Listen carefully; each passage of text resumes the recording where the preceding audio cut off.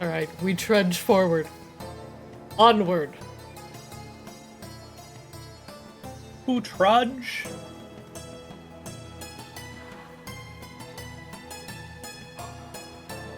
Also, I think that the Arctis crew should definitely play Revo together. That'd be fantastic. I think Kozlo would just need to drop the time and place in Discord, and I'm pretty sure some of us would be summoned.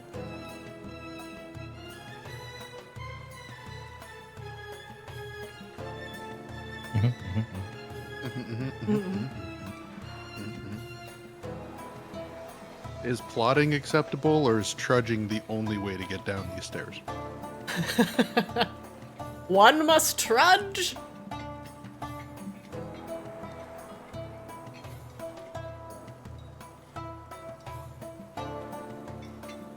Oh my lord. I did also love the sea of gifs that we were posting during Cthulhu yesterday. That was a good time. I had no idea what happened after I left. I just saw a bunch of gifs, and I'm like, I'm probably dead. And then I saw the stretcher. I was like, oh, no, never mind. I'm fine. When did you leave? Was it shortly after Shrek or shortly after Wrecking Ball? I think it was right before Shrek. Right before Shrek. Okay, there was a joke about pegging. That was Shrek. The session, Shrek, well-known pegger.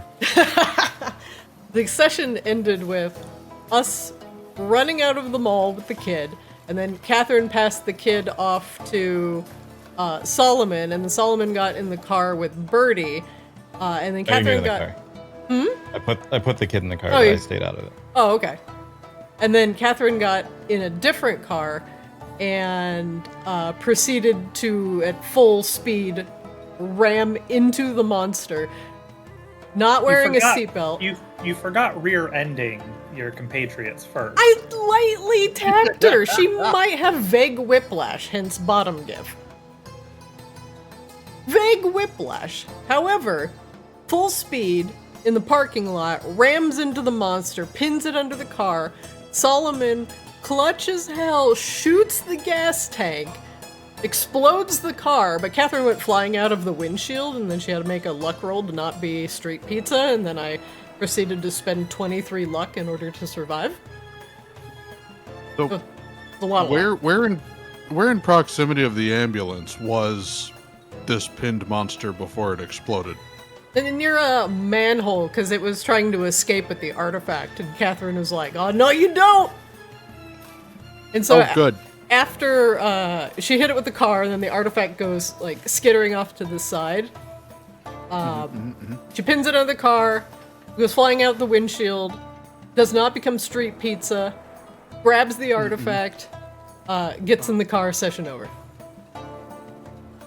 Okay, good. I was concerned when I heard a car explosion that my calculation of 60% of Reginald being left in the parking lot was undercutting. That car no, you're under might have saved you, but we don't know. how original it is. I did make Solomon roll a luck roll, and then because he failed a shrapnel targeting roll, it was Catherine though is who it landed on. Yeah. Oh, And it almost okay. killed her. Yeah. And then she proceeded to succeed on said luck roll to not die by a bunch of flying car shrapnel. Hence the my favorite gif, flip explode. I appreciate. I am happy to have bled for all of us to succeed. Oh yeah, we're all bleeding in some form or fashion, except Solomon. I don't think Solomon took a single point of damage. Nope. How? Solomon's thoughts and prayers took the biggest hit. Everyone would look at Solomon to be like, maybe attack this guy, and he would just like smile at them, and they'd be like, never mind. The man just has an uncanny, like, perpetual sanctuary spell on him. Just sitting over there while violence is going on. Just not now, darling. I'm doing math. Like, who's the actual Eldritch Horror?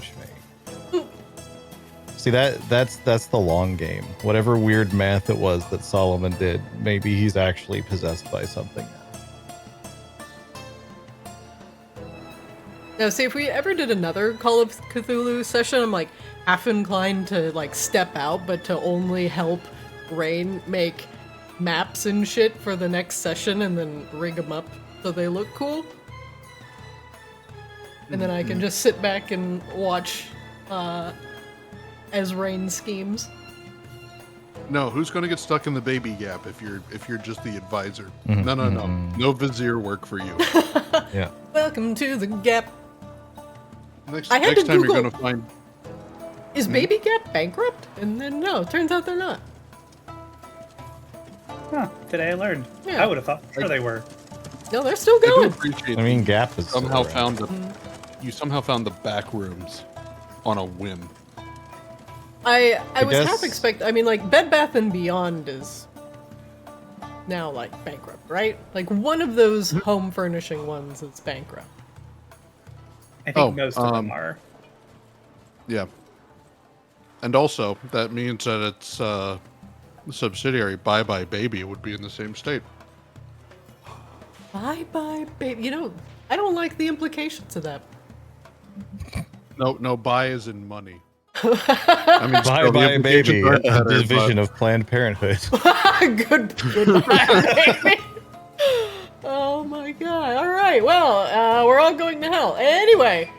Yep.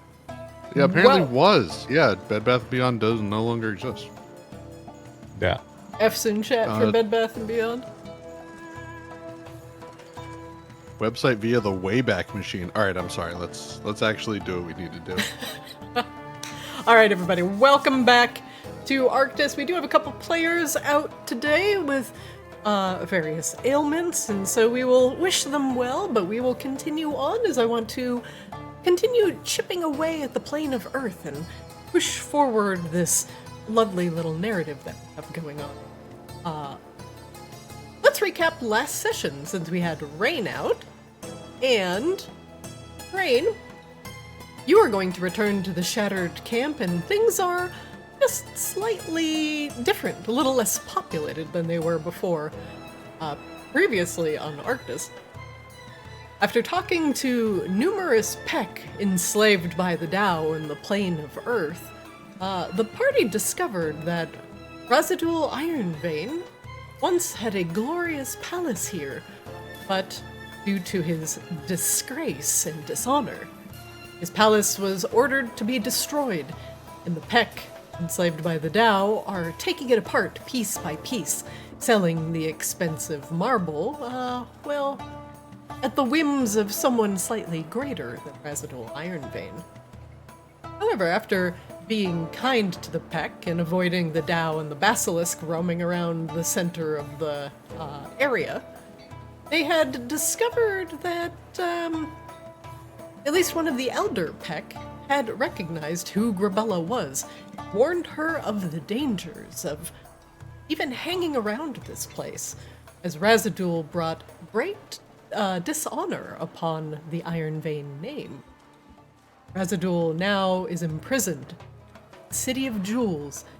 There's no feasible way for the party to get there, as the city, one, is entirely populated by Tao, and, well, two, Grabella would be, let's just say, known if she decided to head back to the City of Jewels and try and reclaim her grandfather's lost honor. But they needed to find a little bit more information. What did Razidul do? And why was he now imprisoned in the City of Jewels by the Great Khan? It was then that the Elder Peck told the party that they had discovered that there was something underneath their feet, something deep beneath the stone, hidden by Razidul and the various ruins of the palace. A great stone sarcophagus was covered by a thick slab of rock, too heavy for the spindly Peck's arms to open. They had not told the Tao of this discovery, and were worried that, well, If Razidul did hold secrets here, the Tao would be very quick to destroy them all if they were discovered. But helping Grabella, Wangdoodle, Kozlo, and Seaswab quickly built a fabricated structure to help leverage the massive stone slab off of this makeshift sarcophagus, revealing a deep, deep hole and a ladder that went down into darkness.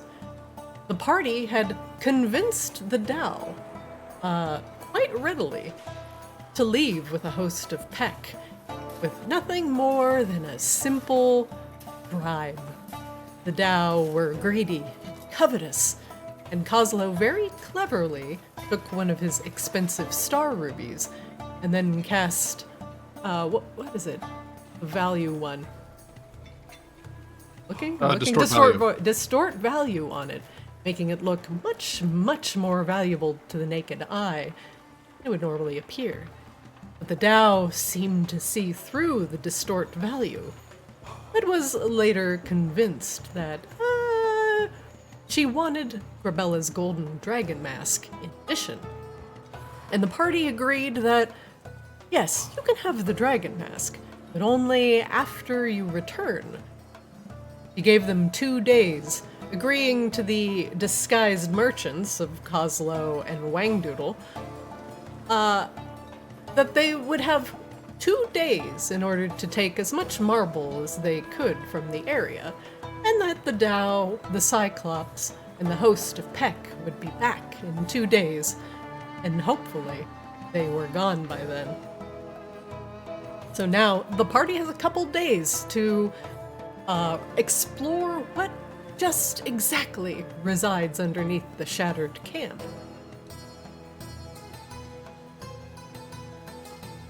Raine, as for you,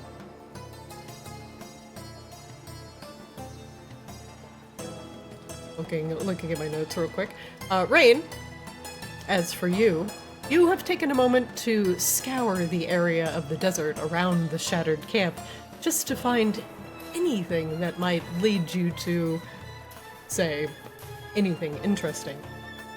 Honestly, all you found are canyons lined with red rocks, numerous Peck mining, and Tao, and their Tao masters, forcing them to work and slave away, trying to find as many gems and jewels as they can possibly bring back to the City of Jewels. Knowing that the area is covered with Tao, you returned with this information and told the party that, well, if they made trouble with one Tao, you would soon have a host of them descending upon your head, and they would probably kill you, and at the best, imprison you forever. But when you return, there is no Tao.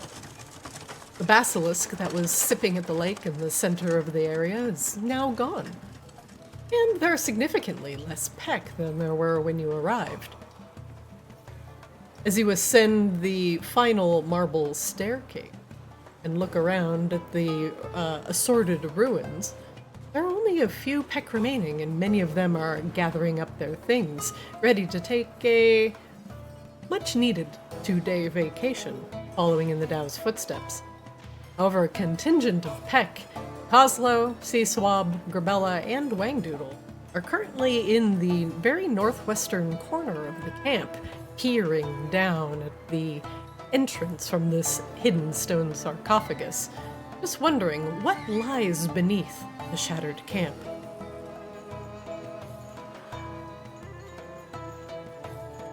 Did I miss all the murder?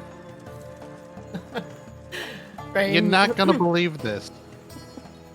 Not a single thing got harmed in this entire production. You're right, I don't believe it. Not even Seaswab. No. Not even Seaswab. Someone did try to touch Grabella's face at one point, though. Oh, that's creepy. And Oh, they still kept their fingers. yeah, it was, it was in the I'm not touching you range. You know what I'm talking about, right? Still very. I think that's still well within the danger zone when it comes to Grabella, but fair enough.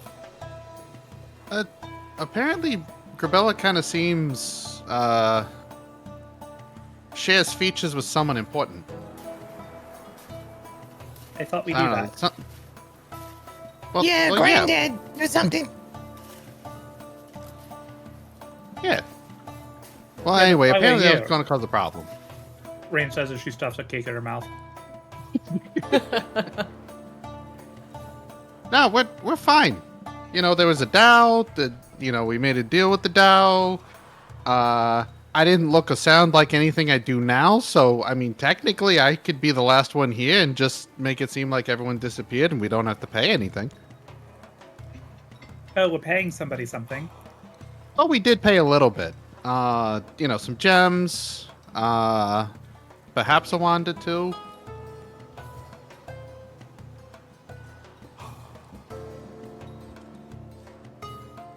Yeah, in the Oh, and that end- golden mask. Yeah, you did promise Grabella's golden mask, though it remains to be seen if you're ever going to follow up on that promise. It was mostly the star ruby that the Dow was coveting, and she would be happy to bring that back to the City of Jewels. But there were some other token gems as well, a topaz, some other minor things, but it seemed like the Dow was more interested in taking that star ruby, and then finishing up the job in a couple days. What was 2 days, after all, and what possibly could 2 goblin merchants? How much marble could they carry out of the ruins anyway? She thought this was a win-win situation. Now the camp is empty, and the other Dow will not investigate.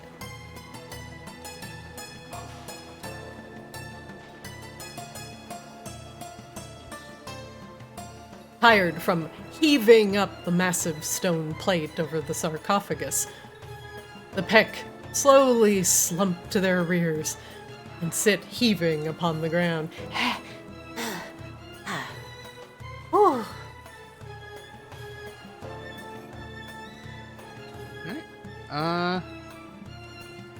I think it's about, you ready to go down there? Take a look at this thing? Yeah, I need to see what's down there. Well, I can confirm that we are surrounded on all sides by dirt. So, if we find anything, it's probably down there. Dirt and and earth genies. Yep, still kind of falls under the classification of dirt, I believe, being an elemental. Dirt and animated dirt. And sometimes talking dirt. Any dirt Look, accessories? Grabella's right there. Oh, please, Coslow. Grabella's a dirt dragon undead. Undead dirt dragon. It's much more complex than that.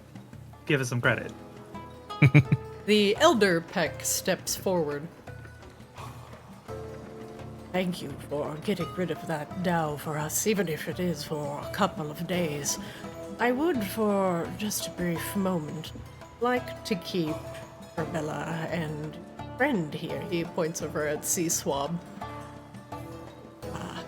Just to share a few relics that we found from Razidul's initial holdings.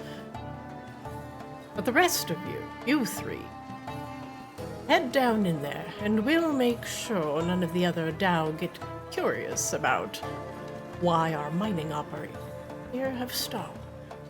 I'm sure you've done an excellent job clearing her out, but hopefully no nosy Dow will come poking their heads in. Besides, it'd be good for Grabella to learn a little bit about her origin and her heritage. Though it does not seem she remembers much at all. He rubs his chin by looking at Grabella. Maybe some of these artifacts could potentially jog her memory. We found a few things we have squirreled away from the Dow, namely written proclamation. Just tiny bits of lore. At the very least, they'll come out more knowledgeable about her elemental kin. Well, I would say tread lightly. Grabella's history with her history is one that is... Well, there's a lot of history there. He nods. They will do this as a courtesy and as a favor for you getting the Tao off our backs, even if it is for a short time. Grabella will need to continue on in secrecy, lest she too is imprisoned the great Khan in the city of... So the Great Khan, that's a new Khan. Yes, he is the leader of all of the Tao, plane of Earth. All of them bend knee to him. But he took the title Khan from the previous Khan, who is Grabella's grandfather, is that correct? No. He has been the great Khan for many an age. Razidul Ironvein, merely a vassal under him. High ranking, yes, but not the leader of all Tao. Interesting. Well, I'm good down to go to the big scary hole in the ground. How about you guys? Yeah, sure, why not? Yeah, we got 2 days. Yes, time is of the essence, and hopefully we all learn something from, well, whatever is down below. Please, be safe. Share it with us when you return. I'm sorry, time is what? Raine turns to Coslow. Money, friend? He did it. He said the line. He said the line! He said the line. It took me a second. Title screen cut over. Raine takes the artificers on a field trip. How much trouble can a wizard and 2 artificers get into in 2 days? In the plane of The Earth. question, A lot. the question is not, if we destroy a countryside. It's quantity. It's how many. We're not How locked big in the do you plane want- of Earth with the Khan. The Khan's locked in here with us. Oh, crap. Don't worry, we will take good care of your Grabella. And I sense the call of the elements is strong within Sea Swamp. We will be fine. I really wasn't worried about that at all, but thanks for saying so. Yeah, I think I mean, they can take care of themselves quite all right. I'm gonna do a little, yeah! That was pretty good, yeah, I think. Thanks. yeah, what she said. All right, here goes. Raine, you can double-click the ladder to climb down. Oh. Nope, that's double-clicking Raine. All right, fine, I'll back up. There we go.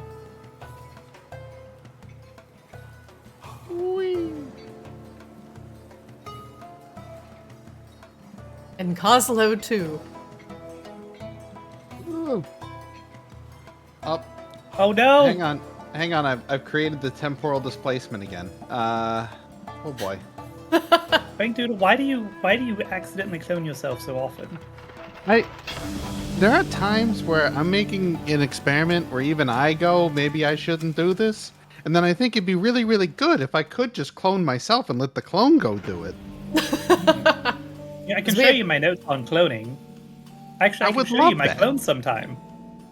Oh, that'd be fantastic. Are you considering licensing it? Because I could really use some assistance. Well, for the small fee of a couple thousand gold worth of gems, I could make you your own clone. Okay, sure. I'm just gonna go ahead.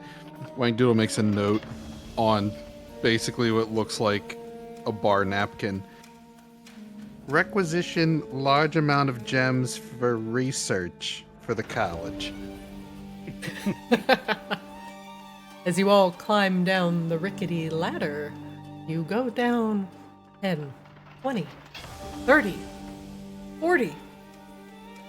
Eventually, you stop counting the rungs. You feel like you've gone at least 100 feet underground. It is pitch black, not a single mote of light to be seen. But all of you, having dark vision, can still see in your shades of gray. Earth is all around you, seemingly swallowing you whole. But finally, your feet reach the ground, hard-packed earth underfoot. As you turn immediately to your right as you exit the ladder, the two artificers, you notice something that you recognize almost immediately. They're these large tubes. They look extremely refined, as if they are here from another place or another world. These tubes, Wangdoodle especially, you would normally see as venting devices, say in a geothermic rift in Arctis. Something that is extremely hard to build, and something you would never have guessed to see inside the plane of Earth. I thought we just found the local internet connections. Venting tubes like this are normally meant to take heat from one place and put it in another place. And as you look at what the tubes are connected to, large metallic walls of beaten metal, you get a very uneasy feeling in your stomach. This vault is not the marble-built palace of Razidul Ironvein, but something by a mind much more refined. One akin to yours and Coslow's. As you look to the south, it is seemingly endless packed dirt, multiples of these venting tubes and metallic walls. As your gaze follows the southern wall, something causes you to stand very, very still, even going so far as to put a hand on your friend's chest in order to prevent them from walking forward. Wangdoodle and Kazel, I'm not even going to make you roll. At the very bottom left part of this wall is something that looks like a turret. It is embedded into the wall about 20 feet up and looks like it swivels upon a long forgotten hinge. The nozzle of the turret is currently facing southeast, away from you, thankfully. But something like this looks like it's made to track and protect. And you wonder where the motion detecting device is. Is it magical? Physical? But either way, the size of that turret tells both of the artificers internally, one, hey, wow, cool. Two, that would blow a very sizable hole in either of you.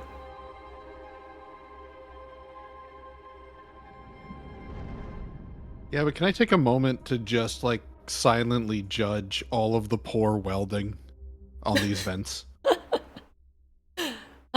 You can, but as if you were, before you were going to make a snarky comment about the welding, your carefully trained artificer's eye takes a look at the wavy patterns, the symmetry.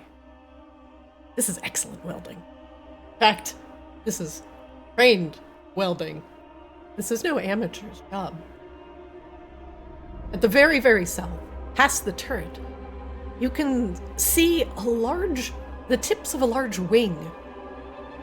It is artificial in nature, and Wangdoodle, your ornithopter, immediately comes to mind. It reminds you of a larger version of that. Much, much larger. You are too far away. Excuse me. You are too far away to see what is attached to clearly, and that turret lies in between you and it. Oh, I see how it is. Okay. Good articulate welding. Artisanal even. Fine functioning automated tower. Okay. And then what? Oh, because that one's bigger than me? What, that's what this is about? Is it bigger? That's all? Wangdoodle, absolutely not getting jealous at all of any of the things he's seeing around him. who are you arguing with, Wangdoodle? Look, I'm sorry. Just looking around here, like, there's some serious infrastructure going on. I mean, everything from this heat transfer system out to these reinforced walls, including a turret that's a bit down and off to our right. And then there's I mean, it's like my ornithopter, just bigger, I guess. You know. Okay. Was this what we were expecting to find down here? Honestly, I had no anticipations, but nah, I didn't consider this an option. This is sort of giving me Geothermic Rift vibes here, if you know what I mean. Oh, absolutely. There was talk about Kaza, what was it? Furnace or a forge? Something? Something like that? Honestly, I don't really remember why we were coming down here. The elder, Yeah. to jog both of your memories, the elder Peck had told you that Razidul's disgrace involved the furnace, a coveted place by the Tao that lies in between the plane of earth and the plane of fire, where the Tao forge the ores that they pull from the earth into refined ingots.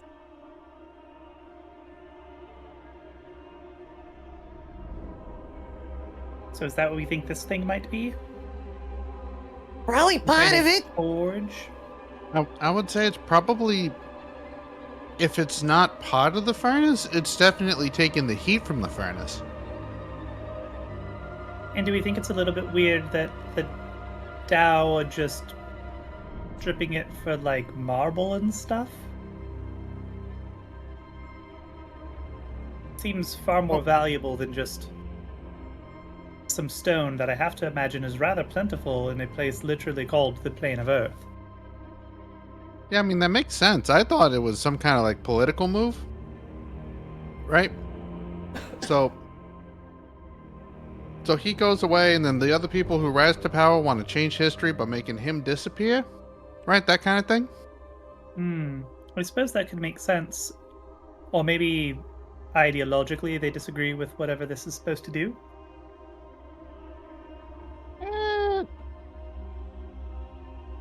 I mean, possibly. That would make sense. But if they're, if they've also lost access to something that was, kind of central to infrastructure or, economic features or something like that, then they'd have to find a new market, which, granted, this would be plentiful, but obviously not worth as much. Well, shall we? Yeah, let's deal watch out with for that the turret, giant though. fuck-off turret. Yeah, let's not get hit by that.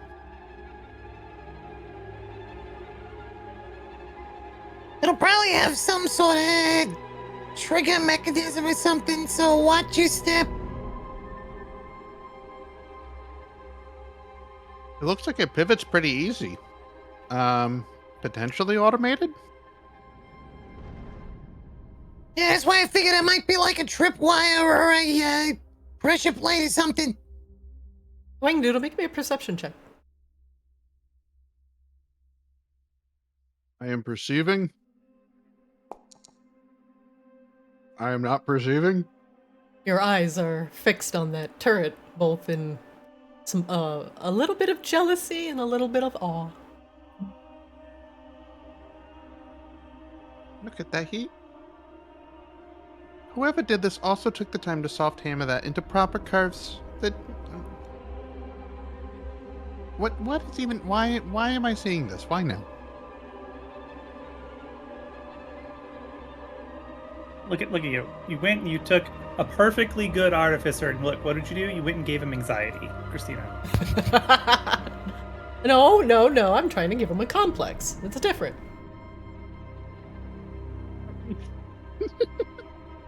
Kaza will also start to move up, but like he's definitely watching for pressure plates, and it basically trying to figure out what the trigger mechanism is for that turret as he approaches. Kozlo, you also make me a perception check, please. Boy, I love my 2 high wisdom artificers. Oh yeah, we're so Yeah. wise. Oh wow, man, that's a really big turret.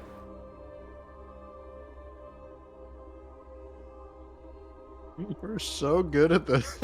The welding joints are immaculate. It does look like the turret can both go, if you were to deduce some sort of angle, the turret would probably stop its rotation when it hits the wall, you know, about right here, making the turret's average trajectory. Something along the lines of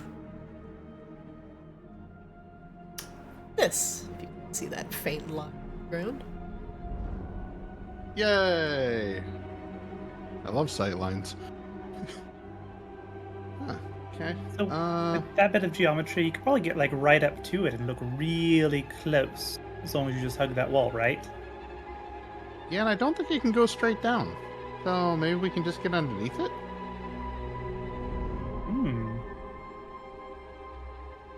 Yeah, does it look like it pivots up and down or just left to right? Just left to right, but it does look like it is aimed at, let's say, like it's kind of angled down, so it could probably pop the head off of something that's about 5 feet. Ah. The good news, I'm not that tall. Lucky you. I'm that tall though. Hey, listen, you may want to duck.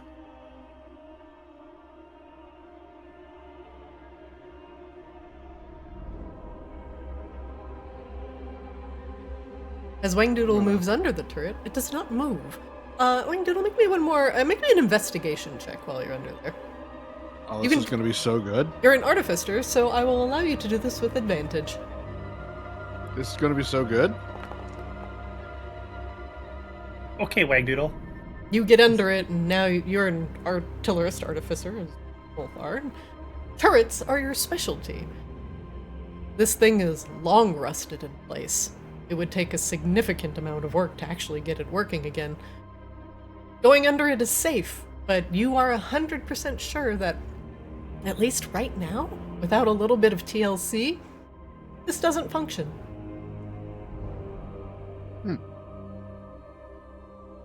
The rust built up here is significant. And also, with that roll, I will tell you that because there is rust, that means that there is humidity. There must be a water source nearby. Well, I mean, there was a lake above us.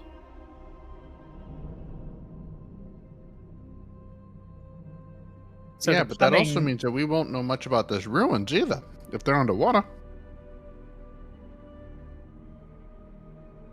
Or it means whoever did the plumbing originally did a pretty shoddy job, right? I bet you there's just leaks all behind the walls. I bet you there's mold down here. Yeah, probably. But, I mean, scientifically speaking, is when you have combustion, that kind of exothermic reaction, it actually generates, in addition to its smoke and ash, water vapor. Wangdoodles, you get closer to the turret and also closer to the south. That wing is attached to a large ship-like apparatus. It does remind you of a very big version of the ornithopter, though just taking a look at it, the front of this ship has serrated blades. Looks like it is made for ramming, killing things, and not necessarily for, you know, practical purposes. The ship must be well defended in other ways if it has such gnarly looking teeth attached to the tip of it. There is a window here, but it is way, way too dirty and dusted over for you to see anything inside of it. But the ship is approximately about, let's see. Second. My measuring tool. at least 60 feet long, and judging by how much sand is on it, it is made for traversing through the sands very quickly, hovering over the surface and using the winds of the plane of Earth to its advantage. The sand skiff.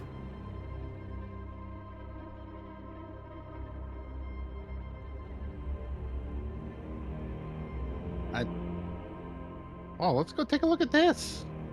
Look at this thing. You're sure that the turret's not going to shoot us, though, right? Positive? Oh, the thing. It couldn't move a single bit of its mechanics if it wanted to in about like 12 years. Honestly, Okay. kind of looks like it hasn't moved in about like 12 years. Okay.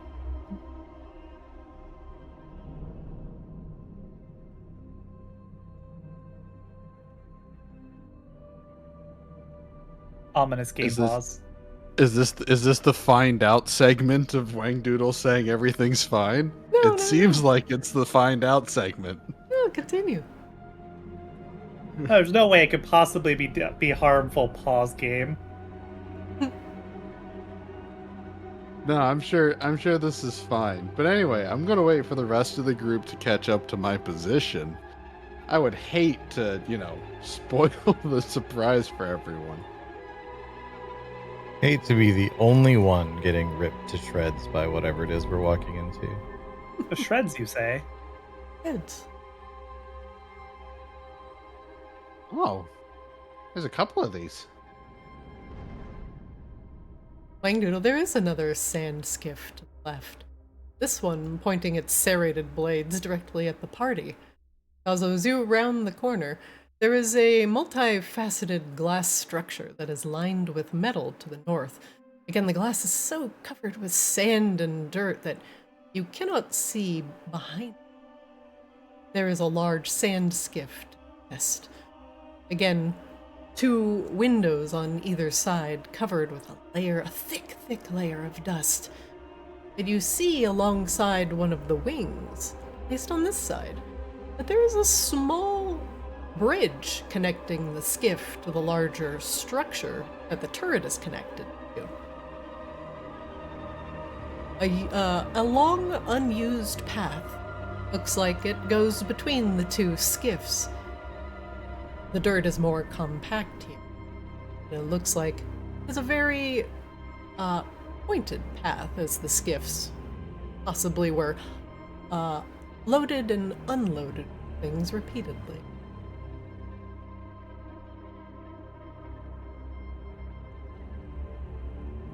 At the So very edge of... Actually, it's just Wangdoodle's vision. I think Wangdoodle's the only one who can actually see that far.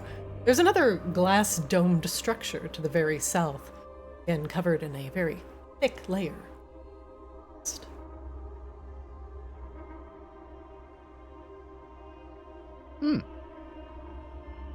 we got more structures down to the south too. Just a little bit past that further skiff.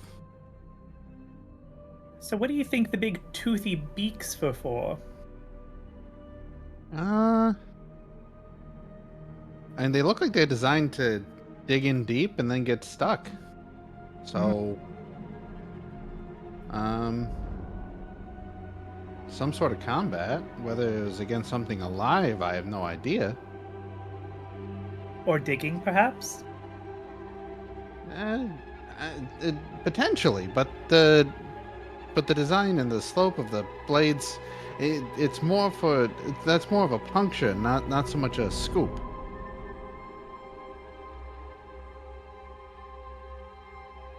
Seems strange to crash your ship into something and get stuck, though. Especially if the thing is dangerous that you're ramming into. Well, boarding actions have been a part of history for almost as long as boats have existed. Yeah, but you usually want your boat to still, I don't know, do boat things afterwards and be able to detach itself. You don't usually make a boat like a one-time use boat. Kazo looks up looks over at Ray like he's about to say something and then thinks better of it.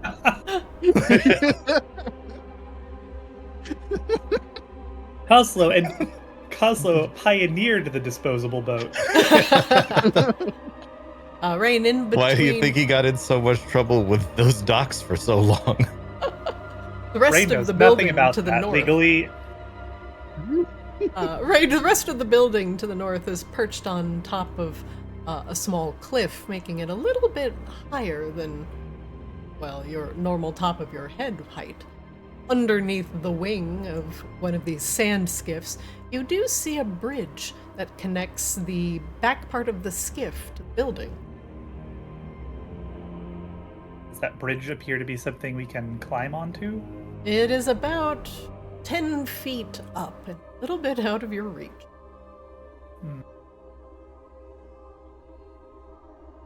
I don't suppose either of you artificers brought a ladder, did you?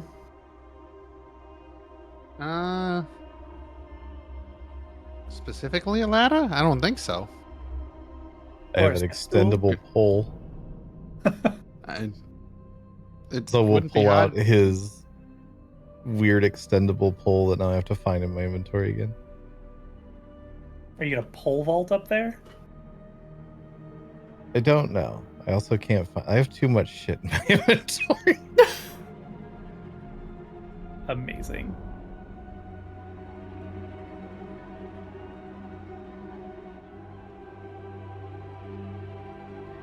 There it is.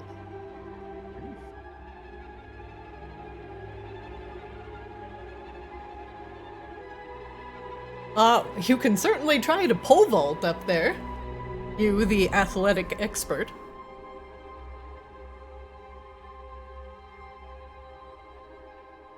Yeah, I don't think that describes Kozlo really.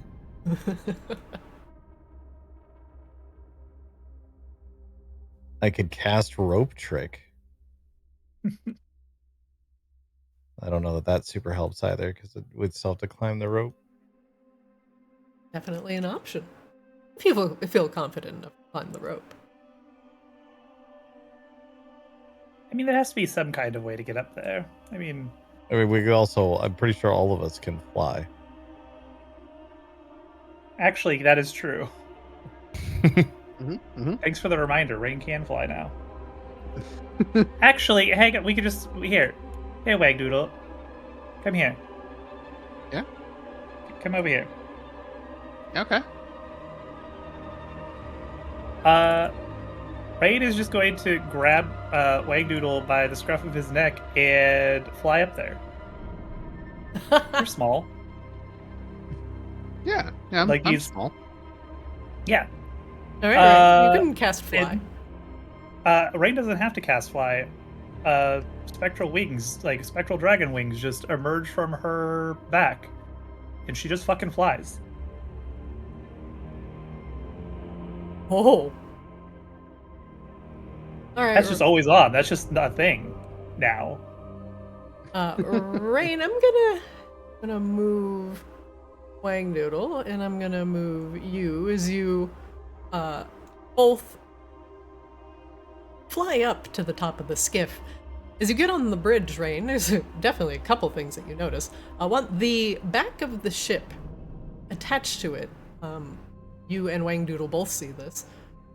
It's a very, very large Borean shard. It reminds you almost exactly of the crystal that's currently on the airship, Audacity.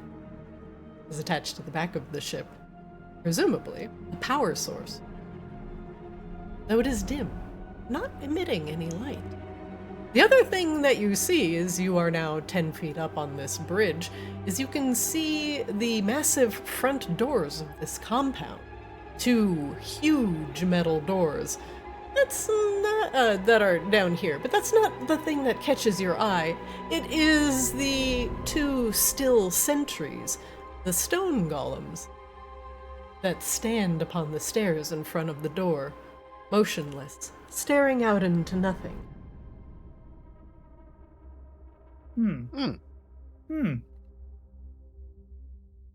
Okay.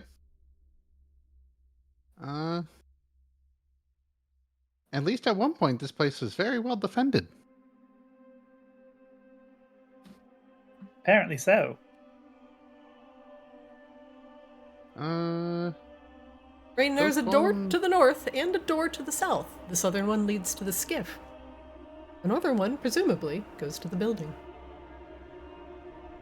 Does this building look like it connects around to whatever the building is that the golems are in front of? Yes, it looks like it is all one piece. Oh, okay. Kozla, you want to come up here and try a hand at a door? Yeah, sure. Do you need uppies as well? If you wouldn't mind, Sure. your uppiness. Come closer. My muscles are much smaller than Grabella's. I can only hold you for so long.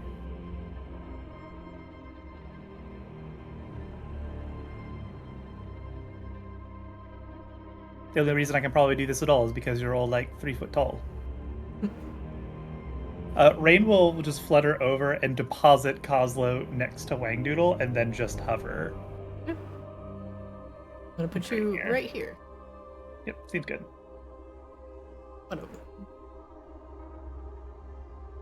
The door in front of you, Kozlo, is a large metal door. It doesn't appear to have any sort of visible keyhole.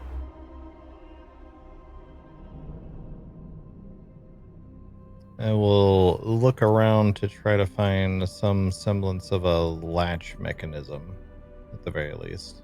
Make me a perception check.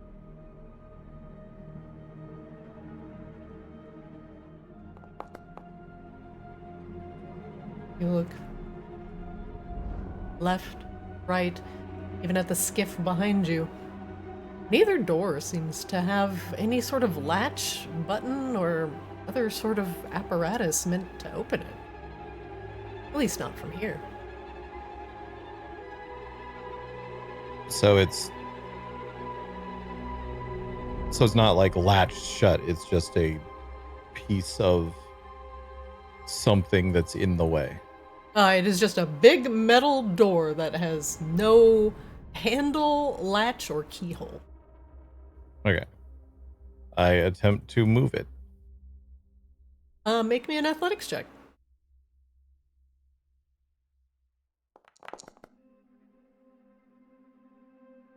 Having nothing to give you leverage, you place your palms flat against the metal door and try and push it to the left.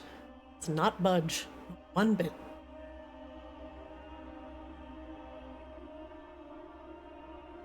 Okay. So it's just kind of a big heavy thing that isn't necessarily like latched here. It's just sitting there. It's a big door that doesn't have a visible way of opening it from here. Right. I guess I was my thinking was more like, does it even have a locking mechanism or anything like that? Or is it just that this is a large thing that is in the way and I can't tell if it's like latched in place or if it's just there? You cannot tell from where you are. It is just very smooth. Gotcha. Okay. So that must mean it must be unlocked either from the inside or somewhere else.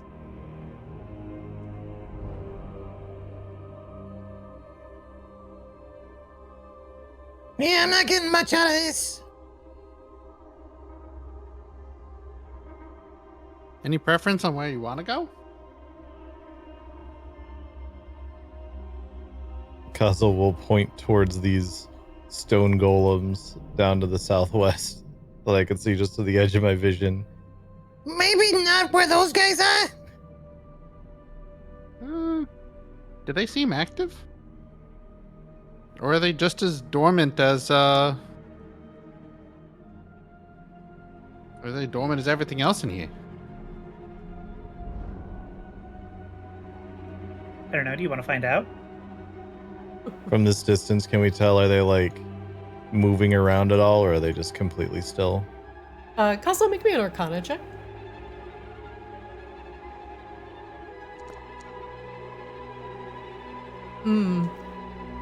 As with golems, as you have read, they make excellent sentries.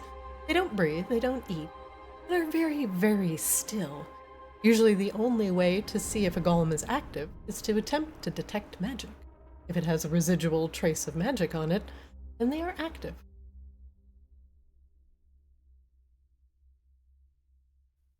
Well, what do you know?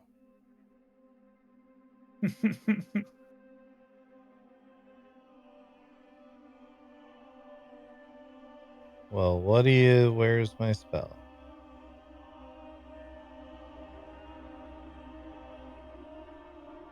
Detect magic has a 30-foot range. Well, radius around me.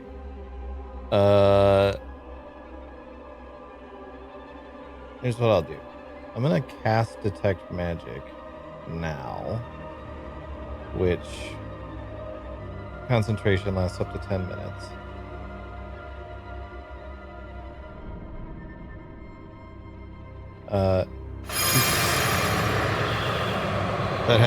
That had a volume to it. Yeah, we're all definitely deaf now. Oh, I will do a cursory glance at the doors that the door that I was just trying to figure out to see if I could sense any magical anything about it. Both the doors do not radiate any source of magic, further telling you that whatever unlocking mechanism that it might be attached to, most presumably is inside. Yeah, so They it are not opens meant to from be the other opened side. from. Okay. I'm gonna try and like sneak around the back side of this thing, like heading close enough. I'll probably have to go another like 15 feet to get close enough to have my detect magic get in range of the golems. The big Borean shard is radiating magic, though it seems to be in a state of hibernation. It is dormant. The flicker is there. It's deep, deep down. Alright. Interesting. I'm gonna try to be sneaky here. Make me a stealth check. Ooh. And I'm like using the ship as cover until I can just barely like poke out a little bit here. They're both now 25 feet from me. Creep forward as the waves of detect magic wash over the stone golems. They glow with a bright blue light to your naked eye. Oh, they are active. They're extremely active. Oh, do they need to talk to their physician? I have minor to severe ulcerative colitis. Yeah, those things are active.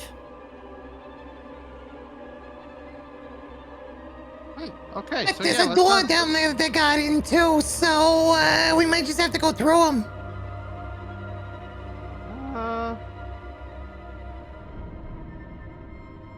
Unless we have some other way around it. But Would yeah, we what's the worst that like- could happen? So do you want to fight them, or would you just rather go around? We I might don't know if find... there isn't around. Well, there can be an around. If you'd like there to be an around.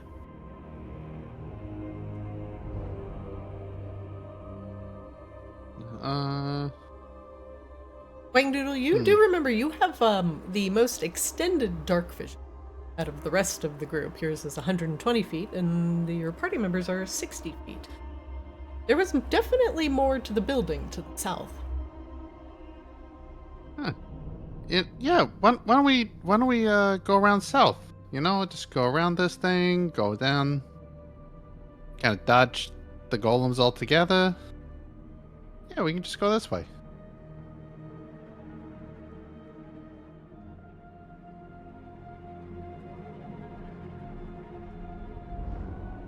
Yeah, this is definitely safer.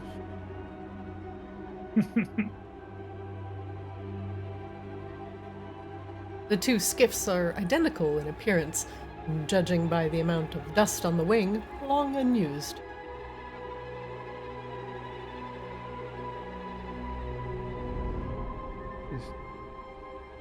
Huh. What the heck is this thing? Wangdoodle, to the south, there's a, a sloped cliff. It's like it could be climbable. But at the top of it is... well, there are gears. At least that's what you can see from your vantage point. It seems to be centered on some sort of central dais or mechanism. Okay. I don't know how easily this is gonna be. Might need uppies, but I'm gonna see what this gear does.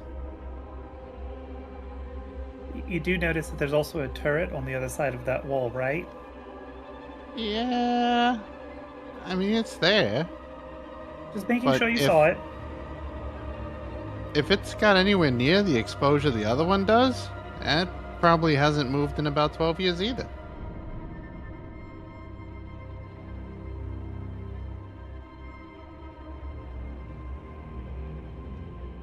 Might be a tough climb. Wangdoodle, do you try and scamper up the slope?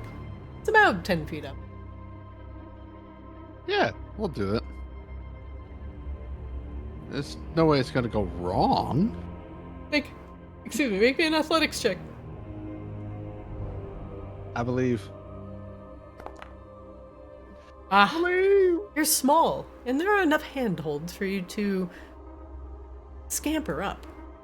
Make me an investigation check as you give this thing another look. Let it ride. Let it ride. It's some sort of multi-layered gear-like contraption. As you wipe off some of the dust from the bottom part of the mechanism, it says emergency hatch unlock. Then it's got an arrow going counterclock.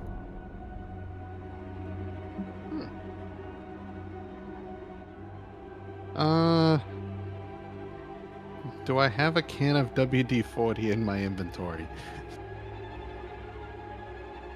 I mean, you're an artificer. You always have the right tool for the job.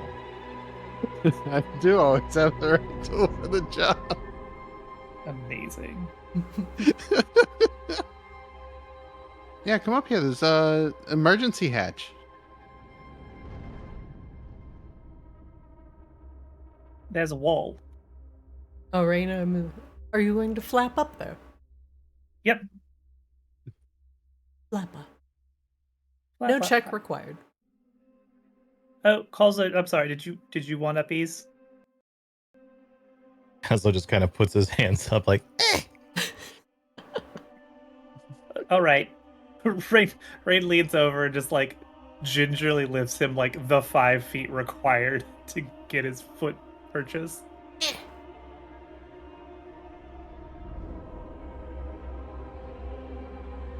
This would not work if C-Swab had come with us.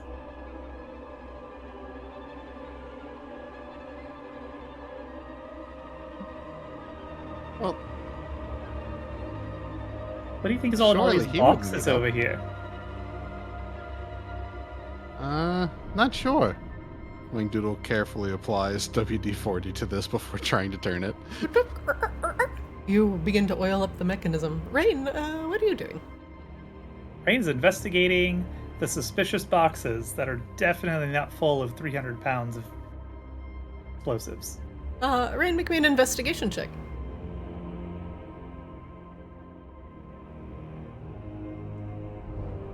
Wow. Most of the boxes that you try are riveted shut. Oslo, what are you doing? I'll also be looking at the boxes. Not just like necessarily trying to pry them open, though if I find one that I can get open, then that's great. But also like just looking at the outsides of the boxes for any markings or any sort of indication of what might their contents be. Oslo, make me an investigation check. Oh, better. As Raine takes the left side of the room, you take the right. You find a box with one of the lids not properly riveted down, and begin slowly sliding the lid of the box off just enough to peer inside. There are lumps of unhewn, unrefined ore. I will just give it to you, and these dull, gray, unhewn rocks are definitely veins of ore that have been mined. You give it a squint, possibly iron.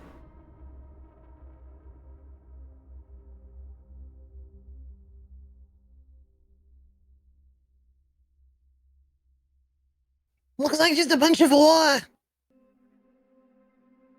It's a little disappointing, actually.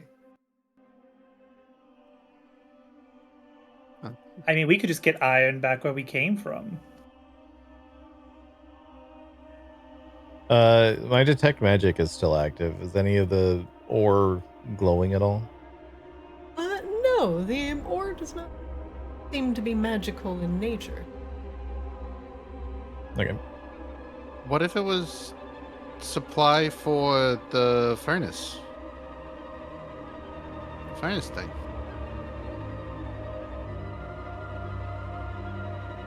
I don't know much about the furnace, right? But it's some kind of combination between the two planes? Maybe there's some kind of interaction there?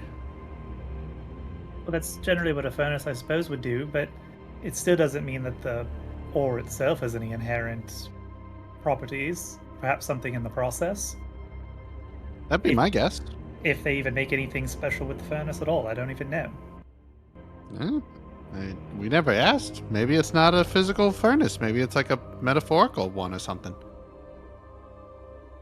Wangdoodle, maybe you they finish- Theoretical furnace. Theoretical furnace. Wangdoodle, with a quick dusting off of your hands, you finish applying a significant amount of lubricant to the rusted over parts of this gear hatch opening mechanism. Double click the gear.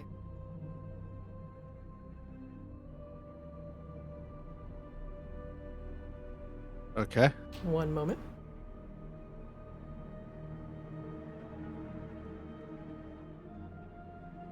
Wangdoodle, I'm gonna have you make this check with advantage. Okay. In the chat, go ahead and hover over the die, and then just click the little green one. I'm so glad that happened. Can we flash a genius that? You can. Okay, good. We're gonna do that.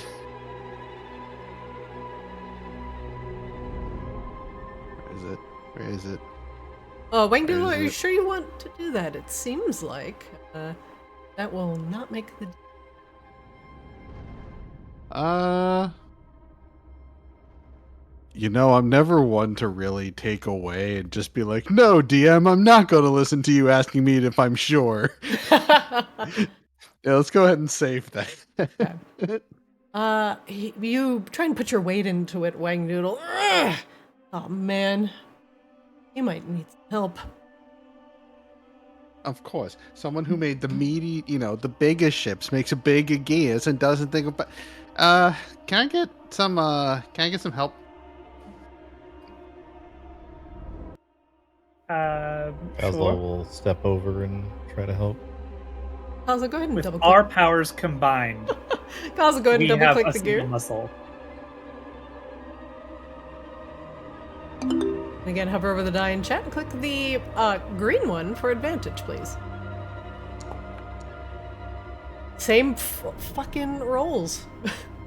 The two artificers with their noodle arms cannot make this gear go. All right, boys. Raine rolls up her sleeves. Here we go. Spits on the palms.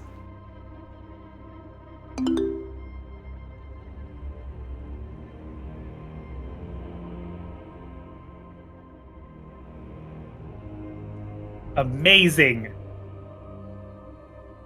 This is not budging. we're all so good at this.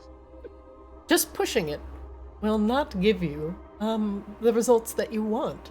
You want to try and make another roll, you're going to have to figure out another way to try and turn it aside from just brute strength. Perhaps a crowbar or some sort of other form of leverage. Kozlo gets out his extendo stick again.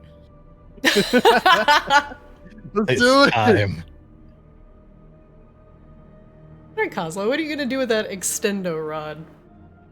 I'm going to basically, we're going to go to basic engineering here. I'm going to use the rod as a lever and one of the gears as a fulcrum. So when I pull on the rod, it will apply extra pressure to the gear, and like I'll just wedge the end of the rod into the ground or another part of the thing or something.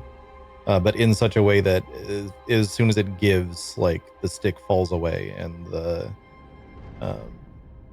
gears can turn. Okay. Kozlo, go ahead and double-click the gear again and roll once more with advantage. This is going to go so well. Oh no. Better, but there's a very loud... It's getting closer, but it's still... there. Wangdoodle, If what only we about... had Grabella.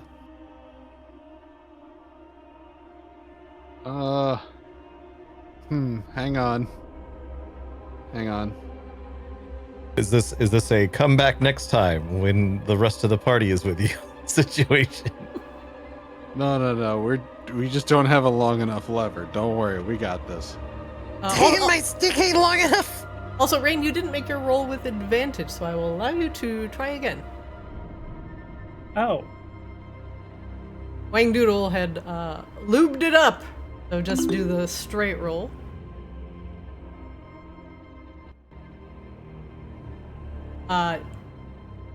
Raine begins to push, and you hear a very loud...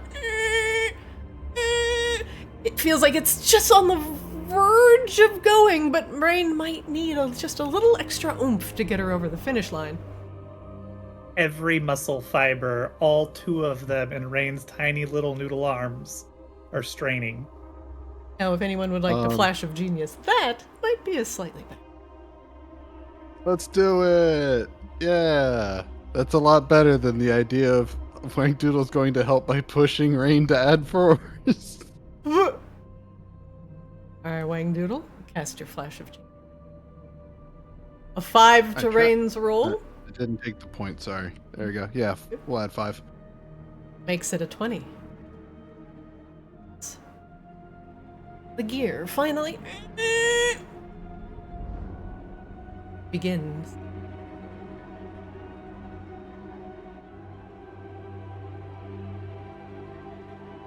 The low rumble.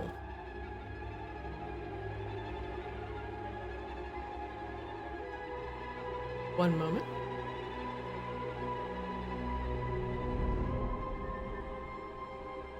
I'm glad we didn't have to resort to Raine turning somebody into a giant ape to just turn a gear.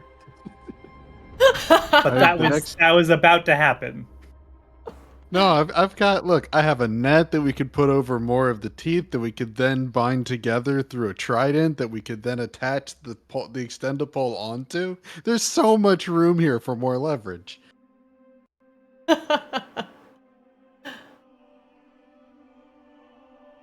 The gear turn, and the low rumble underneath your feet. Audible click.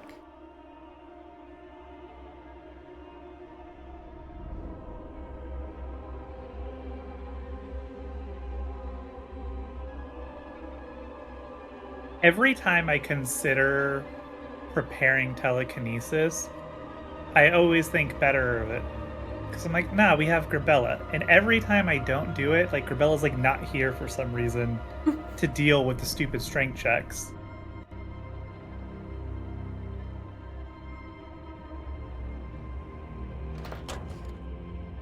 Next to you, Of course. the door with the hinge and an obvious handle makes a very soft clicking sound.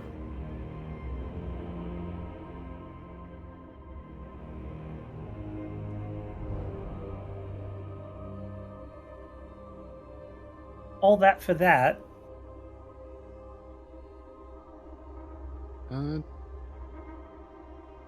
I guess so. Ugh. Physical labor is so not worth it. What do you think the chances are we just tighten on them guns? And even if we did, they really can't move. Like, did you see? Like, they're caked in rust. There's so much oxidation in there.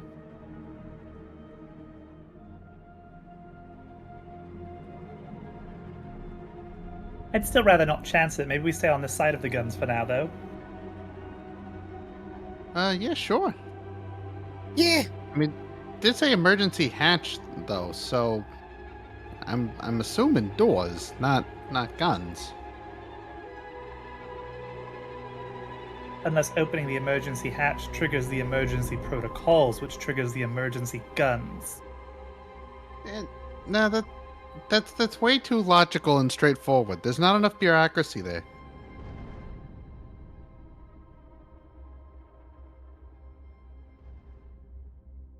Well, let's find out. Are you going to open the emergency hatch or not? Oh yeah, sure. Allow me. Oh, never mind. You open it to a face full of dust. The air is so dry inside, it almost instantly makes your mouth and your tongue go chalk dry. As your eyes begin to momentarily water, you saw the large hulking form of something inside.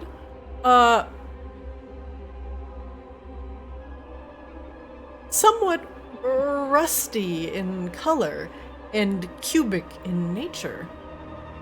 Something stood in that room at about 8 to 9 feet tall. Its left shoulder was towards you, and it did not move as you opened the door and then quickly closed the door. But it was certainly big and frightening enough for you to close the door very quickly. The rest of the room, as you briefly saw, had metal plates interlocking on the floor and papers strewn everywhere.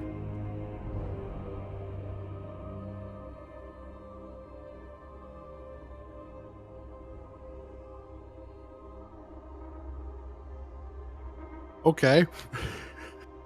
Sorry, I had a moment where I'm like, man, I'm really jealous of my character being able to see these things that, if it were me, I probably wouldn't be able to tell. Okay, so, big thing in there. Would probably guess another golem. Do we just want to be prepared for combat? Do we want to prepare for that before we open the store again?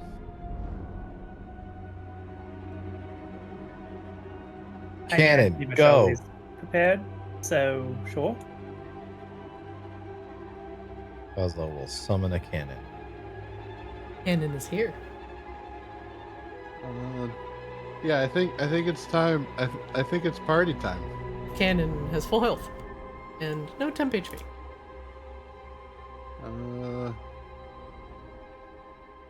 Just because we like having so many visual effects on the screen.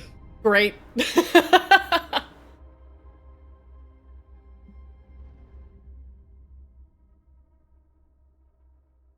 Artillery. Okay. Let's try this again. You open the door, and all three of you now feel just the lack of humidity in that room. Everything is so dry. It almost makes you sneeze to breathe that air. At the very south part of the room, upon some metal tables, are various oddly shaped weapons with twisted handles, some forged and melted onto pieces of spiked armor. In the middle of the room, again, it is facing the south part of the room with its left shoulder towards you, is that large cubic golem that appears to be made out of pure salt. Papers lie strewn all over the floor. Some, it looks like, have been torn out of books or journals, others singed, their contents damaged. There's a chair to the eastern side, again with papers laden on it, covered in a thick layer of dust. A table sits in front of the chair. Looking at this was some sort of office, perhaps. The strange implements at the bottom of the room tell you it is something much, much more. However, as you open the door and look at this large, salty, cubic golem, it does not move, nor does it seem to react to presence.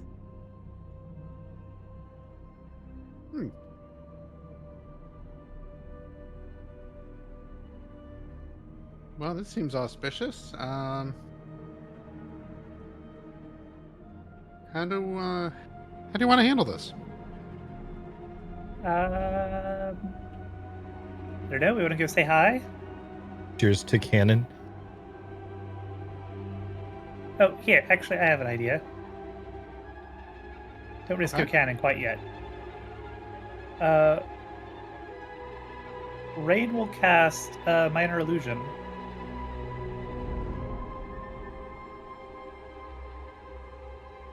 Okay. Consume activity use. Oh, no, that's just... Yeah, there we go.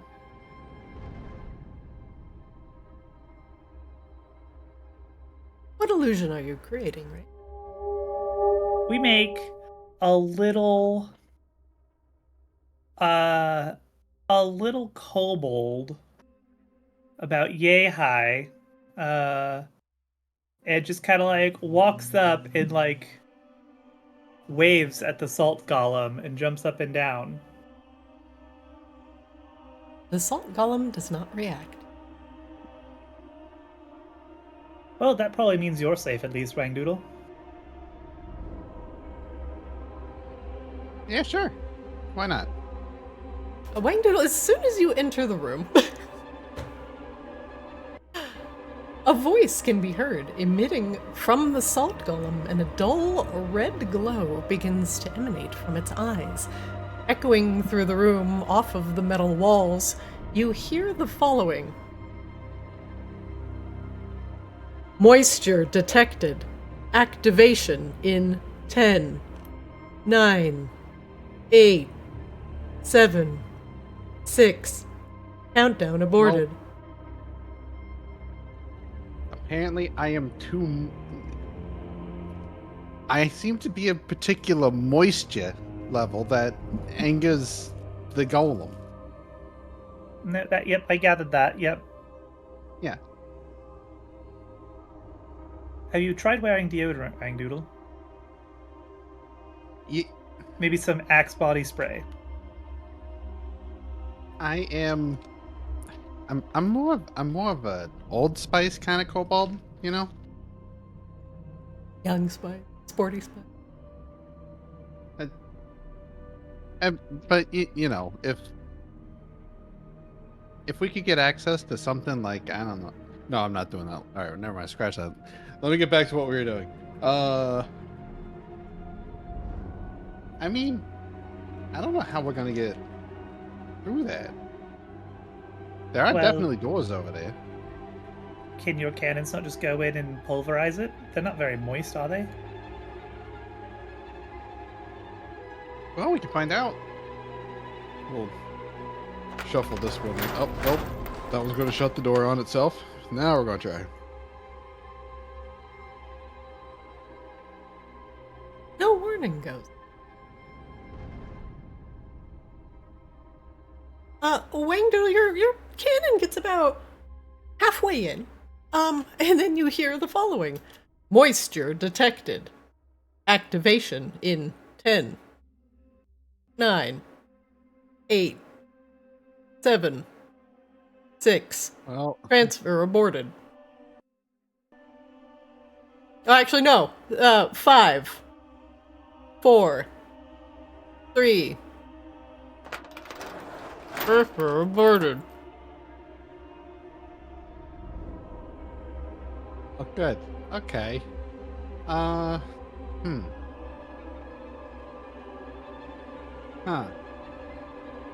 Okay, hang on. Let me think about this for a second.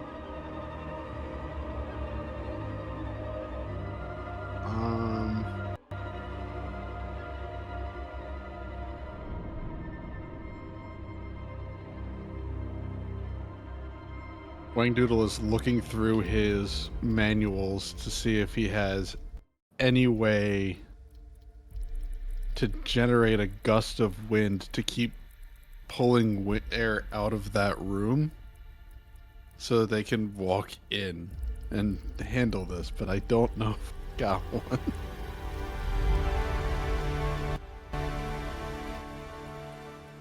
Do we think the activation is going to be the golem activating? Is that the theory?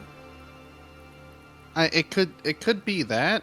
It could be, the last time I walked into a room that had some kind of countdown like that, it was, a Lu-shaped bomb. So, yeah, room destruction is always on the list.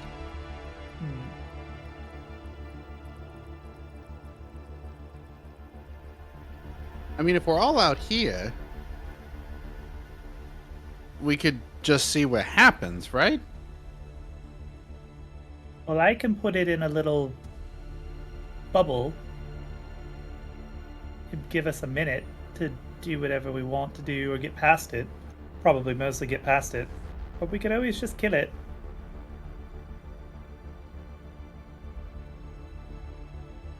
Wait, so the golem has not been active so far, right? No. But it's There's the one been that a was there's making been a the dull noise. red glow and a voice.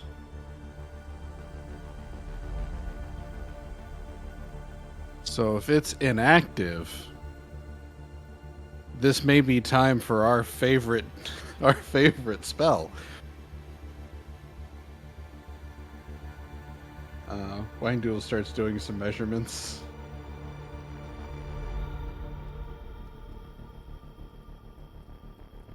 Are you about to turn this room into a molten salt reactor?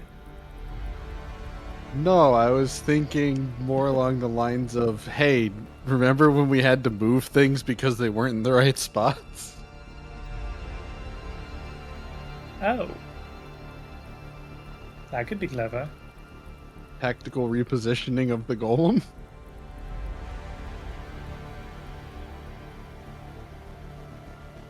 Wangdoodle is going to open the hatch, and with so he's opening the hatch with his left hand. His right hand is going to grab his staff, push a button that looks like it would be best fit onto a remote control while pointing at the golem, then turns back towards one of the skiffs as far as he can physically see to put him beyond the wall, and presses the button again.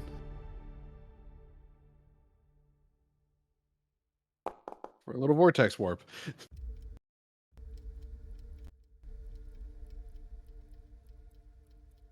The golem does not move. Ah, good. Good, good. It has far exceeded its constitution saving throw. And the warp and the weave do not seem to affect the salt golem. Huh. Okay, well that didn't work. Not ideal. But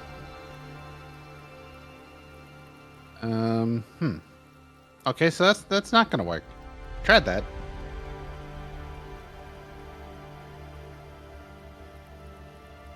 Well, again, we could always just leave this door open. Eventually, the moisture content's going to get in there and activate it again. And we can just see what happens. I mean, I have a water skin. Could just toss it in there and see what happens. Just, speed things up a little bit. Moisture Yeah, but it looks detected. like that might be, Activation there could be some in plans. 10, 9, There's some weaponry in there. 8, Probably 7, something to do with that iron. 6, 5, Uh, 4, I'm just going to shuffle back here. 3, 2, 1. Activation engaged. Yeah, okay. With a dry, crunchy sound, the salt golem appears to start moving, the red glow behind its eyes flaring up as magic courses through its body. One moment.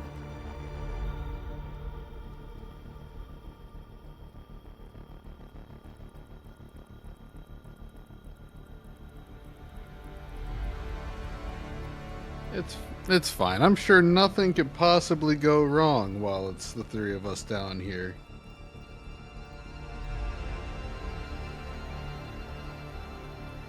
I need all of you to roll initiative for me, please. All right. Yay! This one. Amazing. And we're like, on average, the most dexterous half of the party.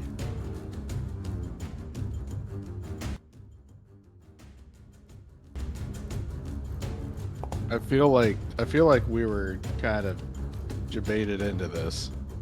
It's fine.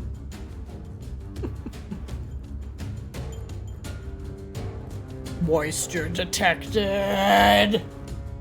The salt golem, with a crack and a snap, turns towards the hatch where the presumed moisture is emanating from.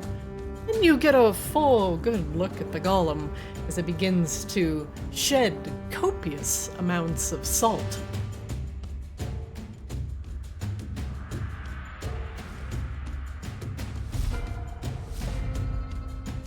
Quicker than you would expect from a golem.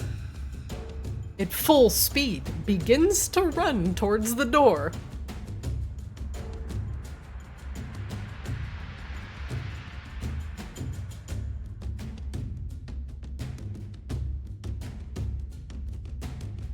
Moisture detected!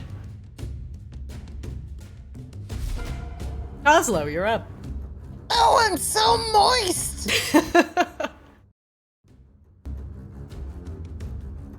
Kazo, you are currently concentrating on detect magic. You detect that the golem is magical. Oh my god.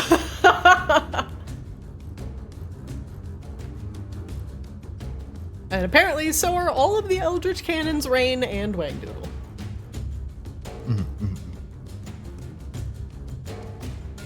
Okay.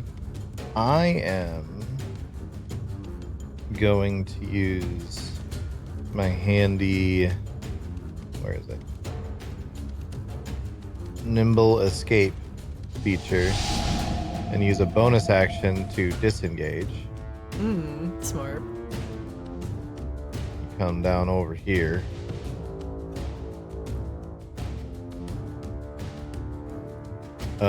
Which means that my cannon can't fire.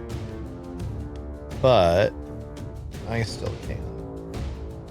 So let's see if this guy likes being lit on fire.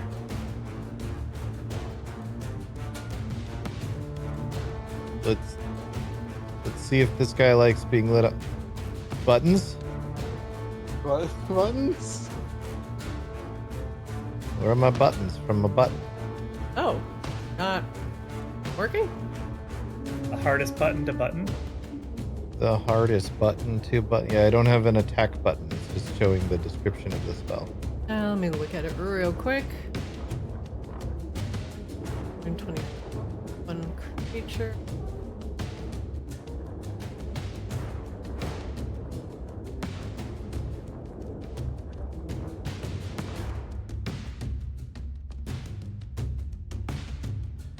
Oh, yes, 1 second. There was a slight update, might have busted it. Fix that for you real quick. Curse you updates!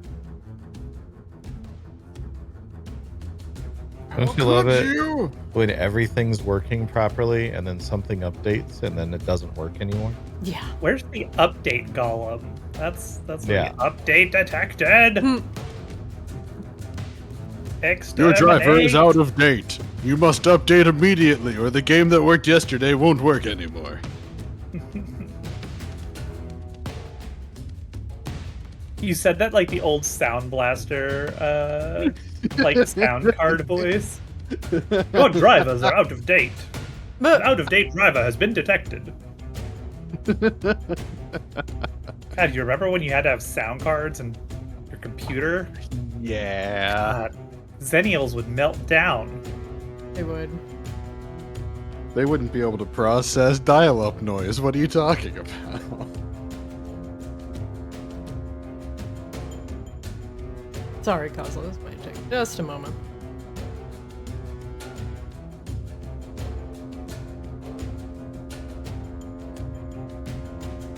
Do I have elevator music in my soundboard?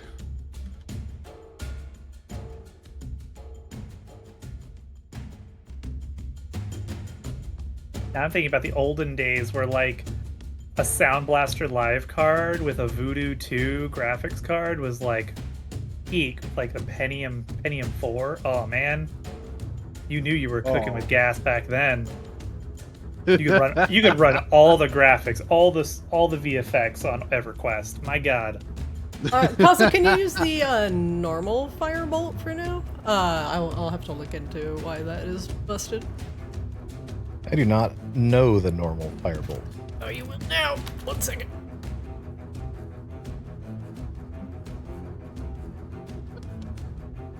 Yeah. Wangdoodle just tosses him his Artifice 101 manual. It's in here. There it is. It's not a grenade. Oh shit. Plus 1d8. Kozlo, you summon up the plus boast. 1d8 Plus 1d8. because of the arcane firearm. Well, it's 2d8 because you crit, Or right? 2d8 because you crit, yeah. Nope.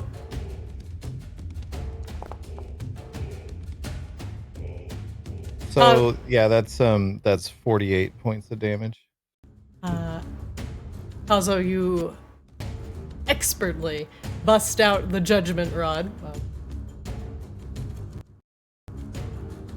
The Lacaz stick. The Lacaz stick and aim it at the salt golem.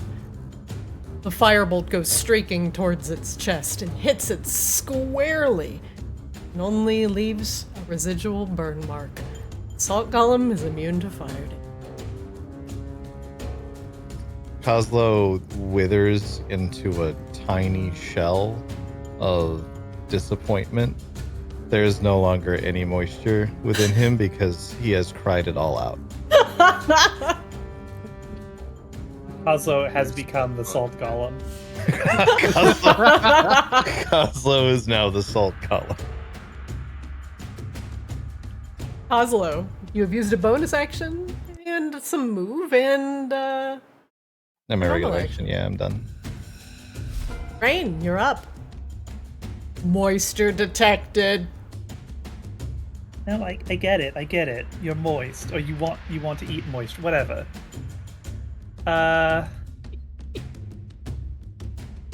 We'll start with Blade Song for our bonus action.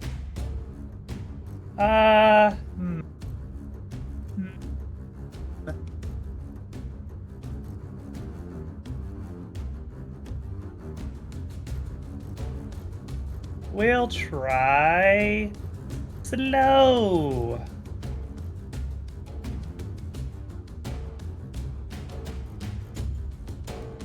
No, that's still dangerous. Oh, you mean speed. With a W. The salt golem makes the throw with a 20. Well, that's horseshit. Well, this thing is stupid. Somebody shoot it. That's it. That's all Raine's got. Oh, Kozlo, your cannon. It couldn't move because he used a bonus action. Yeah. Okay. Wangdoodle, you're up. Great. So first things first is gonna be Little Stranger Danger. So we're gonna let the cannons fire off first in the bonus action. Which of these pictures? That one. My God! Why are we all critting today? You don't get to ask that question when you made it immune to fire, Christina. Wangdoodle, you open with a 20. 6d8 damage. Force damage. Well, the salt golem is not immune to force damage. As you hit it solidly in the chest, pieces of salt go flying everywhere. Just and they tinkle onto the ground. Ding, ding, ding, ding, ding, ding, ding. There's a very large crater in the salt golem's chest. You can't see through it, but you think you damaged it. Its crystalline structure seems to be slowly trying to reform around the hole. Well, I still want one clean chunk out of there, so cannon number 2.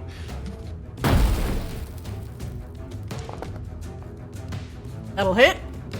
Another 20 points of damage, same spot. Blasts into the hole. Salt goes tinkling onto the ground. It glances down at the hole in its chest and back up at you. Destroy moisture. Was either cannon able to push it back? Yes, you can push it back twice. Let's do that. Okay, 5 feet, 10 feet. All right, cool. Now we're going to have fun with our new spell. And let's see how this goes.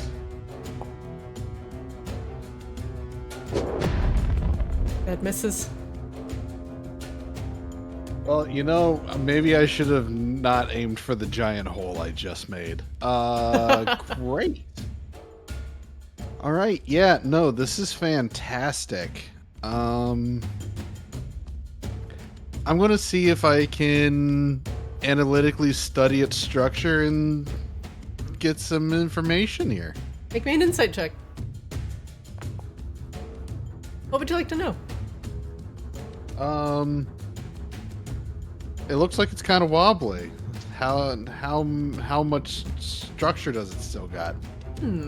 Structure, you say? Still moving. It's mobile. All right. Now that I feel like that was very successful. I'm good. Top of the round, the salt golem with a new hole in its chest. It takes another couple steps forward. It kind of brings its arms together in front of it, balls up its fists, almost like it's trying to summon some latent power from deep within it. At Raine, you see small fissures form in the crystalline structure of the salt golem. And before you can look away, one moment.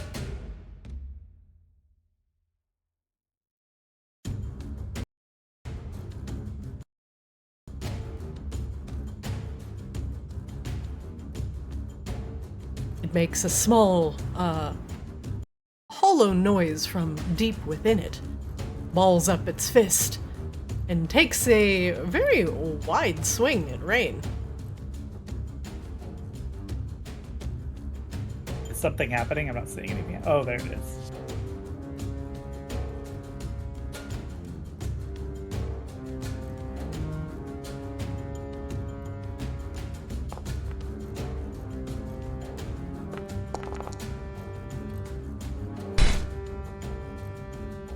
Raine, it will miss the first attack and take another swing with its other fist.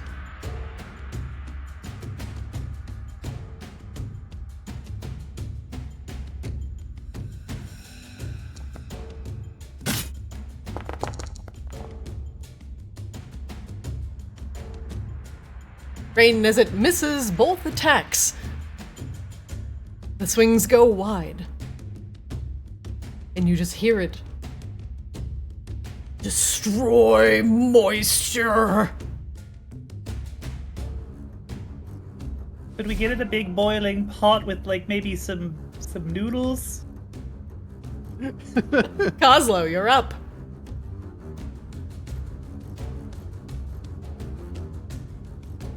Well,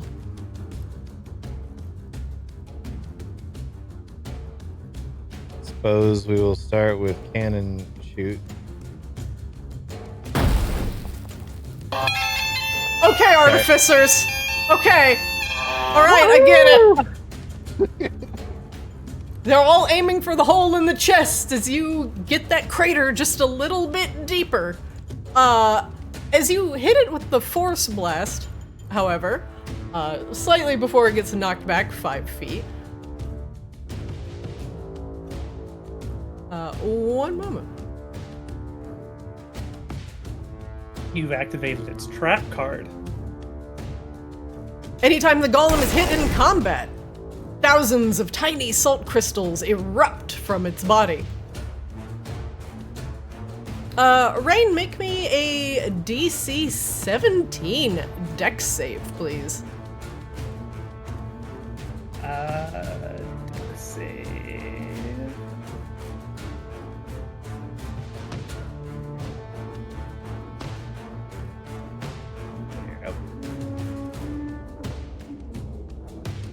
Oh, there we go. I had to remember where the actual saving throws were.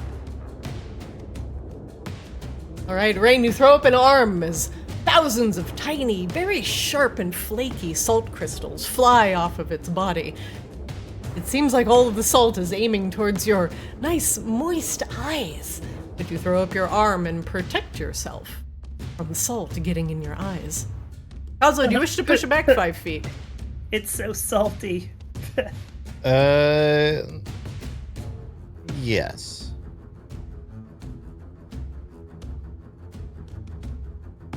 It can get shoved back just slightly. Okay, it moves back 5 feet. And then Coslow. Wait, hang on. I have something for this.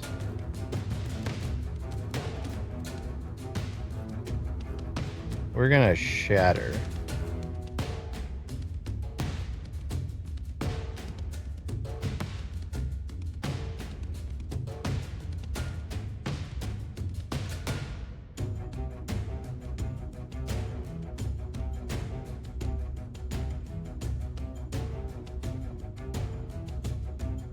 Right on top of it.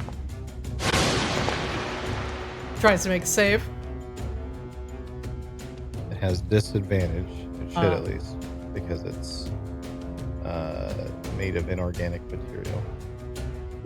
However, all golems have magic resistance and advantage on saving throws against spells and magical effects, canceling each other out. However, the salt golem fails its roll, missing the DC 18, only rolling a 16. The shatter reverberates through the metallic chamber, almost painfully loud.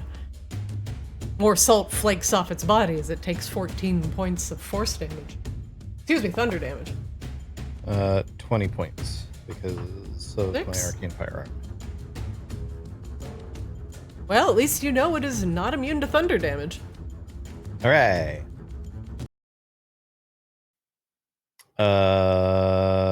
And Kozlo will do a little jig, a little dance. Whee! And that's Moisture detected. Yeah, you're gonna detect some moisture in a minute. Wait, never mind. That sounds weird. Raine, you're up. Salt golem looks to be able to get out the door while you're standing in front of it. That may be working as intended. We'll find out.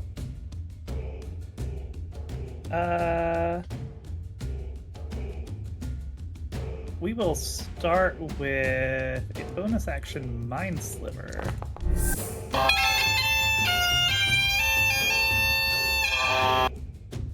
The salt golem, what did he roll? Oh, he crit his save. He saves. No, it says red. Okay. Are critical successes 20s on save still save regardless? I guess. I don't know. I don't see any of that. I just had him as red, which... Yeah, he rolled a 20 minus 4, so he does naturally... Again, too many crits! Of But he course. does make the Yeah, save. This is the oops all crits episode. No. You probably want to get rid of the mind sliver from him then, because it looks like it applied it regardless. Raine, I will also tell you with that, he has no mind and is immune to psychic damage. That's not how psychic damage works! Stupid fucking constructs! It's literally not how it works. He is still immune to psychic damage. I don't know.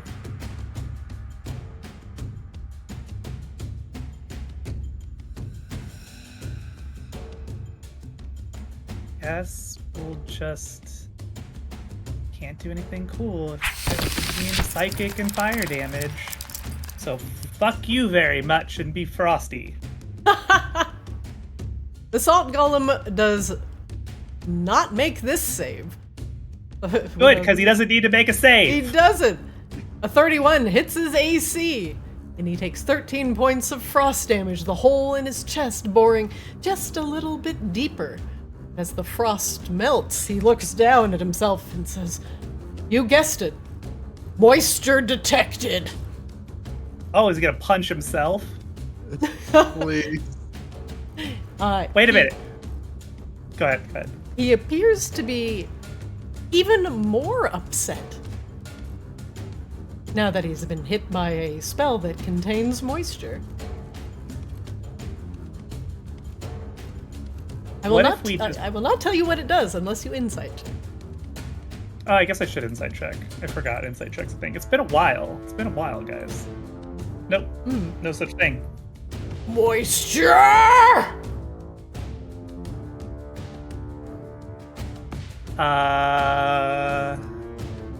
That is it for Raine. Yep, that's all she can do.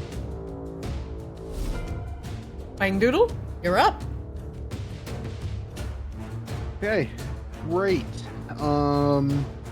You know, let's try this again.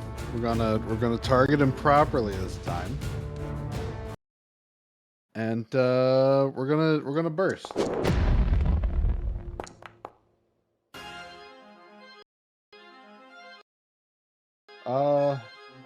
Burst hits. Oh, I need to add another D8 to that. Hang on. Oh, that's not what I wanted to know. All right. There. Right, because of arcane firearm. Okay. No, there we go. I need to ask before we do the extra D8 of damage. What damage type is this? That's a very good question. We're gonna go with. Oh, it is honestly my choice. That's amazing. Let's do cold. Okay. One moment, please.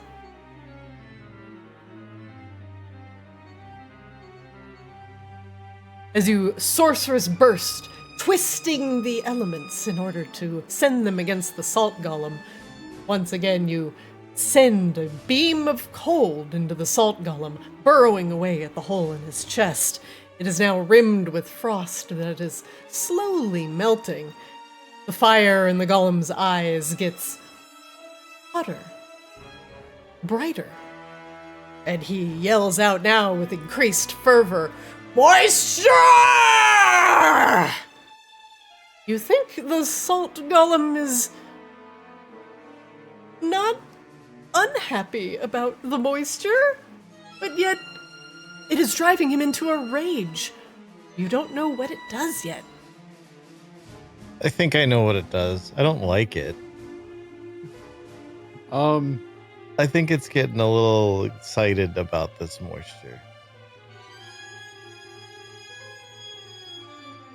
I mean, this is a stressful environment that he can still bring that forward is impressive.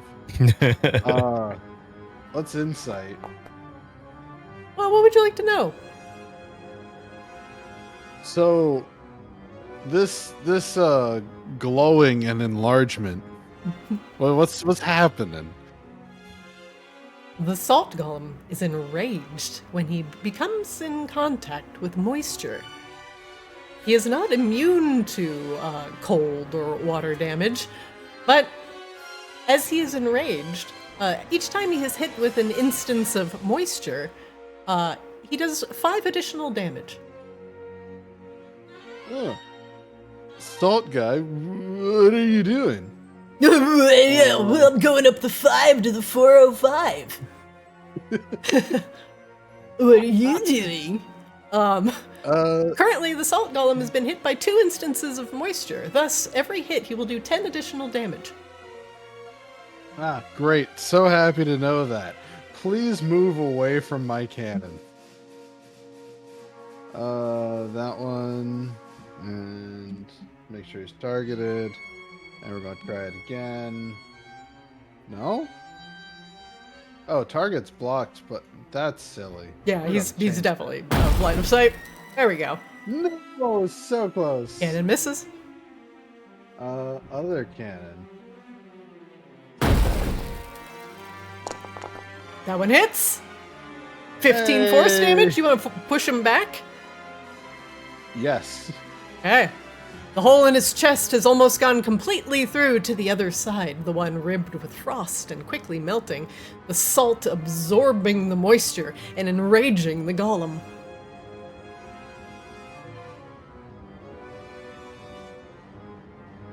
Ah, great. Yeah, no, I'm good.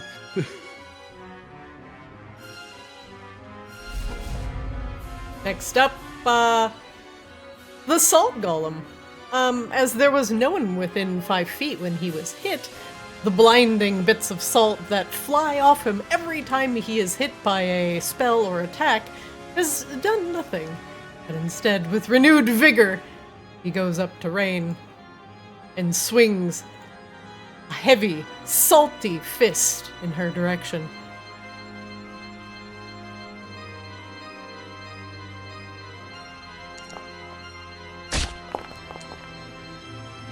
That'll miss! As he swings wide, unable to hit the shifting form of Raine. Ranger like winces in preparation. Raine, that comes just so close to your face, hitting your hair and giving you a little bit of wind as the fist goes right by your nose, but it bounces off Wangdoodle's protective eldritch cannon. That was really the only thing giving you cover, and therefore preventing you from being absolutely slobber-knockered from the salt golem's slam. Don't say it like that. No, that's such a moist-sounding attack. Yeah, that's inappropriate. That's inappropriate from the salt golem. Kozla, what is my moist little green man doing?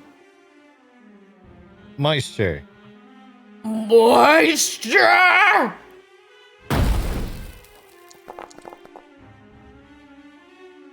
That'll hit. You.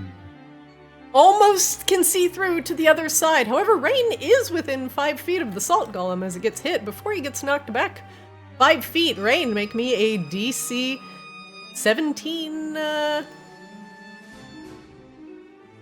saving throw. Raine, you make it again, closing your eyes and throwing up an arm against the tiny shards that threaten to enter your eyes. Kozlo, do Rain you want hasn't opened her eyes up yet, actually, from the previous round of attacks. Just still keeping it all tight. Do you want to knock him back 5 feet, Kozlo? Yes. Yeah, he gets knocked back 5 feet. Salt flies everywhere.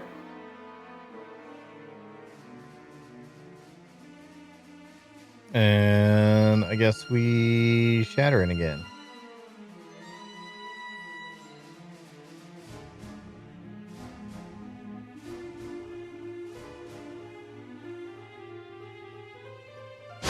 22 plus the 1d8. Okay. Tries to save. Saves with a 23. Takes half damage. As the ringing echoes through the halls, bounces off the metallic walls. The salt golem still remains intact, though you can see hairline fractures going from head to toe now, and radiating through the center chest cavity of the golem. He is now just moments away from crumbling into a massive pile of salt.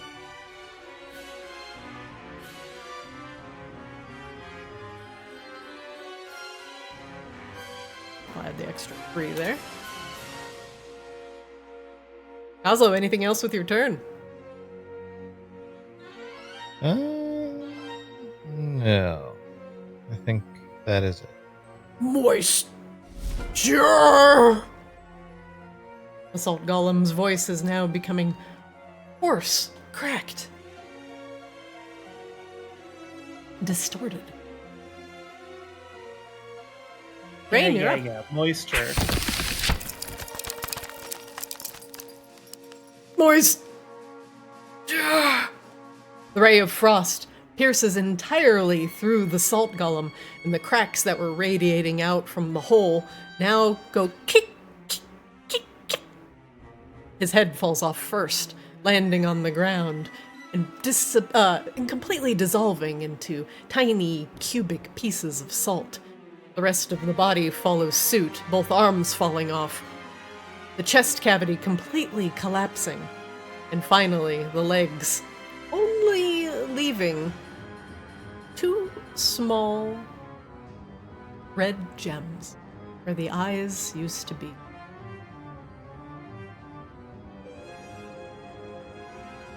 The salt golem is no more,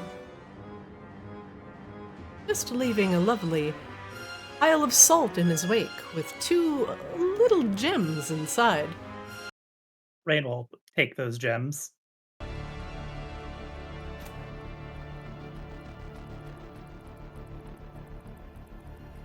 One more.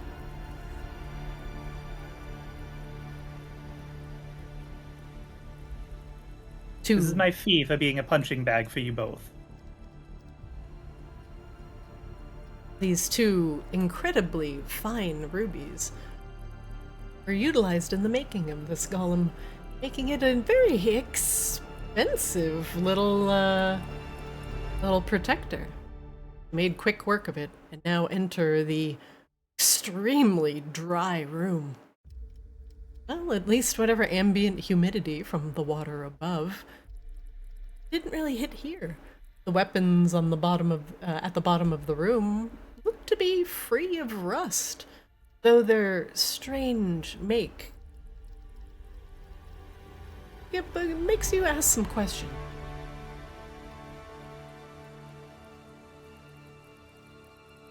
Yeah, the weapons are cool and all, but Raine is intrigued by whatever this book is down here.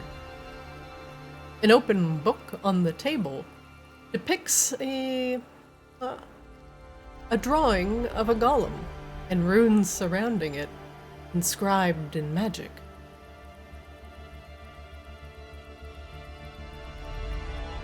Y'all can come in. It's just a little bit dry in here. Might need like a humidifier or something. Raine is going to take some time to cast Identify. Unless, does it look like something Raine has seen before? Has seen this before, you might have to identify it first.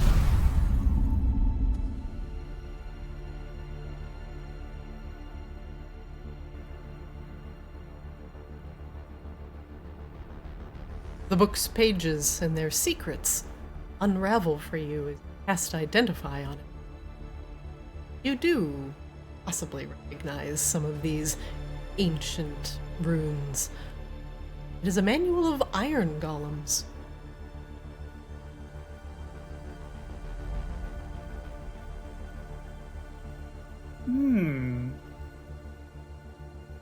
This tome contains information and incantations necessary to make an iron golem. To decipher and use the manual, you must be a spellcaster with at least 2 5th-level spell slots. A creature that can't use Manual of Golems and attempts to read it takes 66 psychic damage. To create an iron golem, you must spend 20 days working without interruption with the manual at hand, and resting no more than 8 hours a day. You must also pay 100,000 gold pieces to purchase supplies. Once you finish creating the golem, the book is consumed in eldritch flames. The golem becomes animate when the ashes of the manual are sprinkled on it.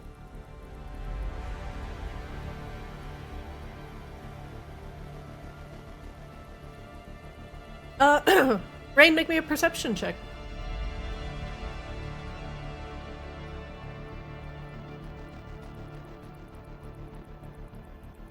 Raine, a gray key at the end of this table catches your eye. There are 2 pieces of paper on the floor that also catch your eye. One is slightly singed, but possibly still readable. The other one was under the salt golem and would be completely inaccessible if you did not defeat it or move it. Oh shit, double clicking did a thing. Raine, why don't you read what you found? Okay. Final entry, the furnaces. The burning truth. This is like subtitles upon subtitles. This is the end. I feel it pressing in from all sides. The whispers have grown to roars. He knows. The great Khan knows. The corruption in the furnaces has spread beyond what I imagined possible. What was once the crown jewel of our dominion, where ore from the deepest, purest veins met fire to produce the most sublime of alloys, is now a ruin of shattered crucibles and molten despair. The elemental ingots once hailed in the city of brass as unbreakable, impervious, everlasting, now crack in the quenching troughs. They shatter in the smith's tongs. 1,000 trade caravans have turned back empty. The Afridi rage, the Tao panic the gates, and he has seen it. My alloy, the perfect alloy, born not of stone and fire, but of essence and soul and corruption, infused with infernal law, created with Despater's design, my pride, my legacy, my curse.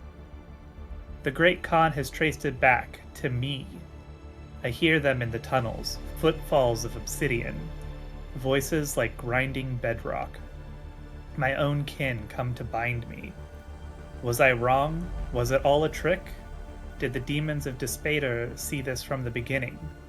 The soul coins I minted, the infernal glyphs etched in secret, did they all pave a path not to glory but to a gilded prison of my own making? I made promises to myself that I would not be bound, that the brass army would free us all, that slavery, even our ancient form of it, would end.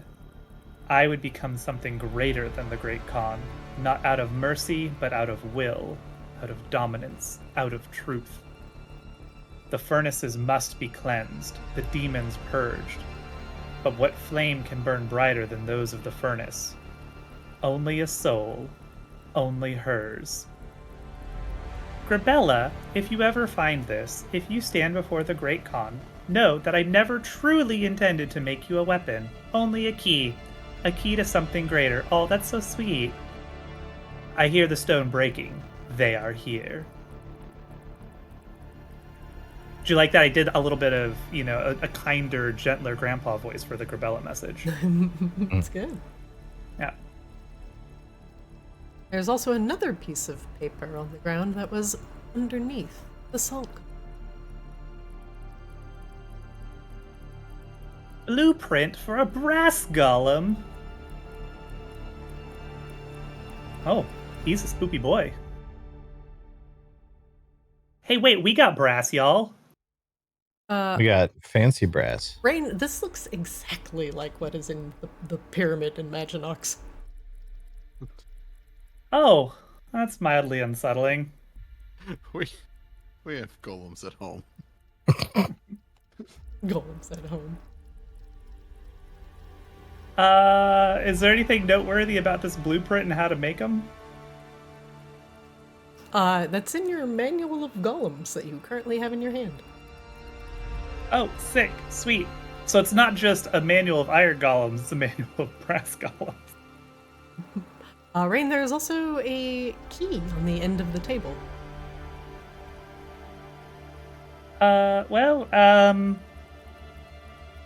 Guys, I hate to say it, but I think maybe, I think it's possible that perhaps Grabella's grandpa probably deserves whatever fate he's currently exhibiting right now.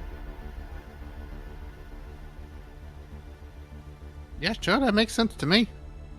Hooray! And there's a key here.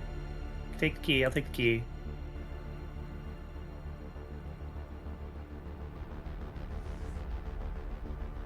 Yeah, Grandpa doesn't seem like a great dude.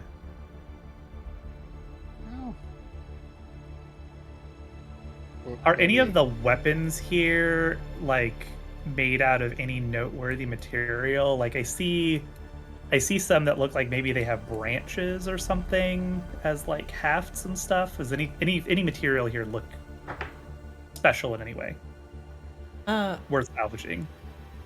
Raine, make me a investigation check.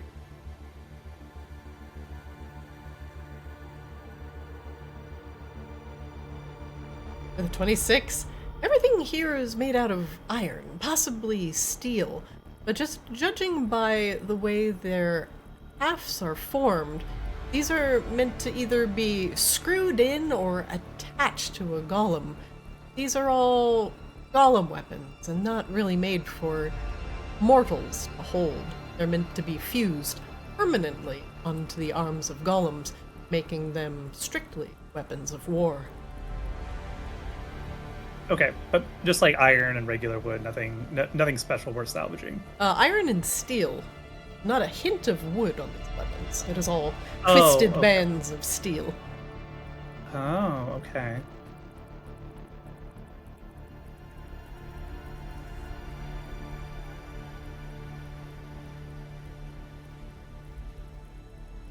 So that blueprint looks awfully suspiciously familiar to your creepy brass army. It says it's like demon work.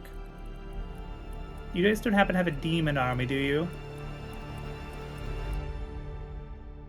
Gazel just shrugs. Well, we'll have to unpack that one later, I think.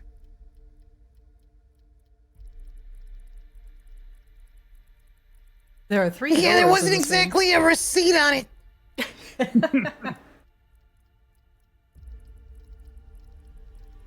There are 2 doors to the west, one to the north, and one on the east wall that you came in here from. Any preferences on doors? Okay, I'm gonna try this one. Good, check it for traps. Yeah. Make me an investigation check, please.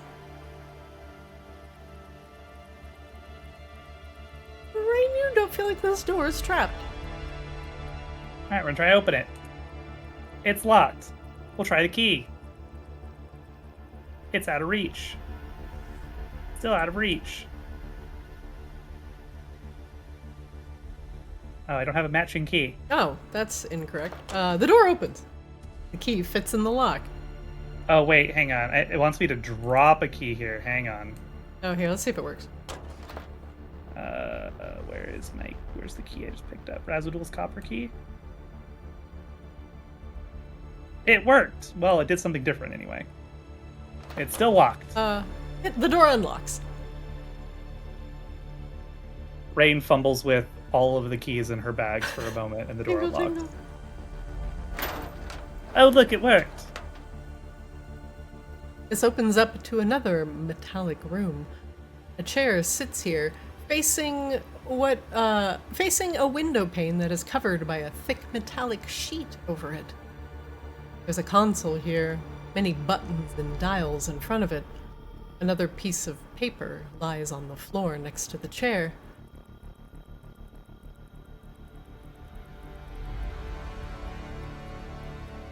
Oh boy.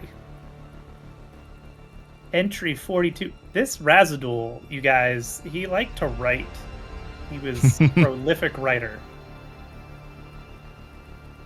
Big scholarly type, y'all.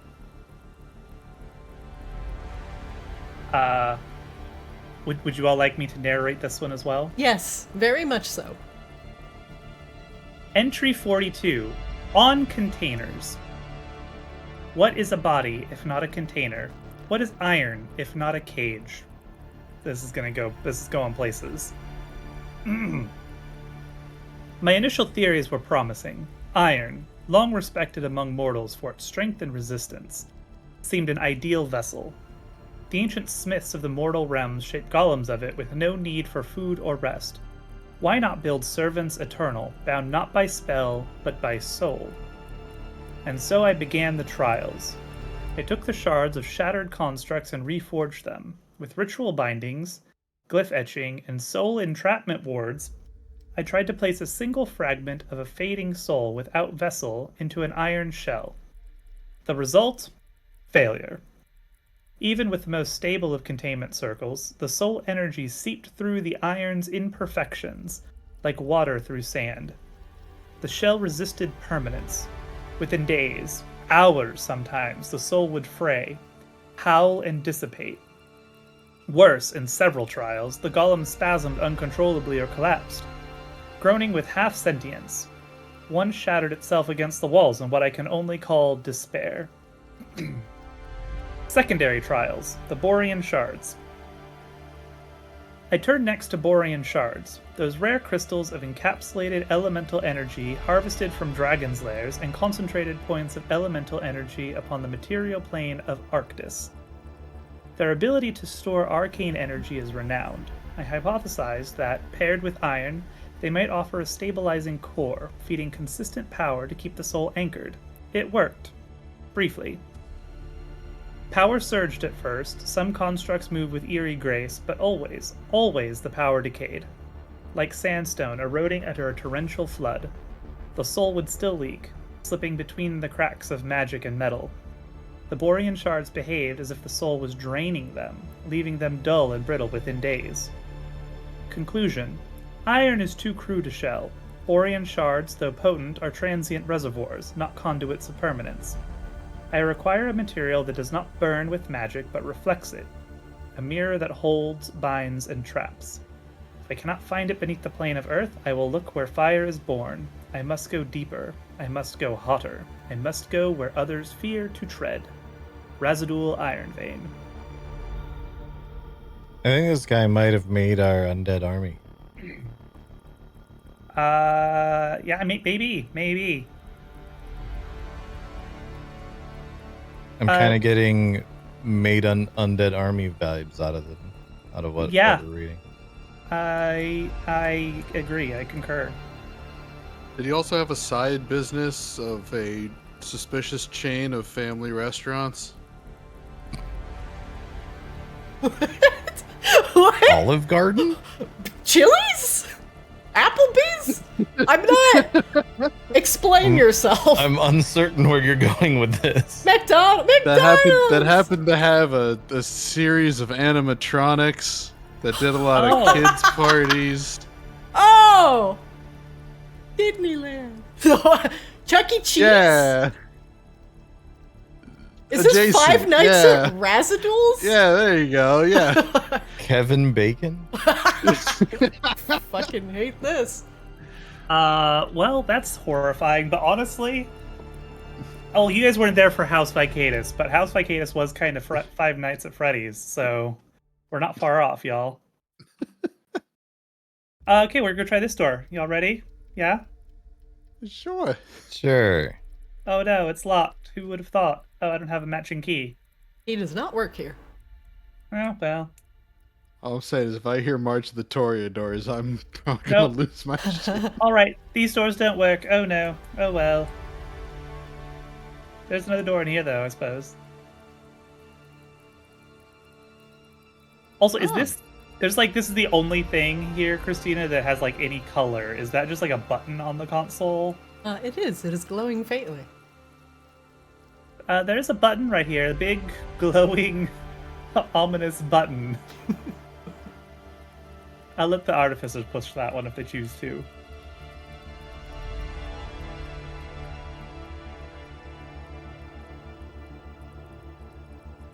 Nope, nope. Yeah. Okay, no keys. The key only works to this one door, apparently. So, Sure, let's evaluate this central control board. I'm sure that everything's on the up and up. Yeah, make me an Arcana check. You've got it.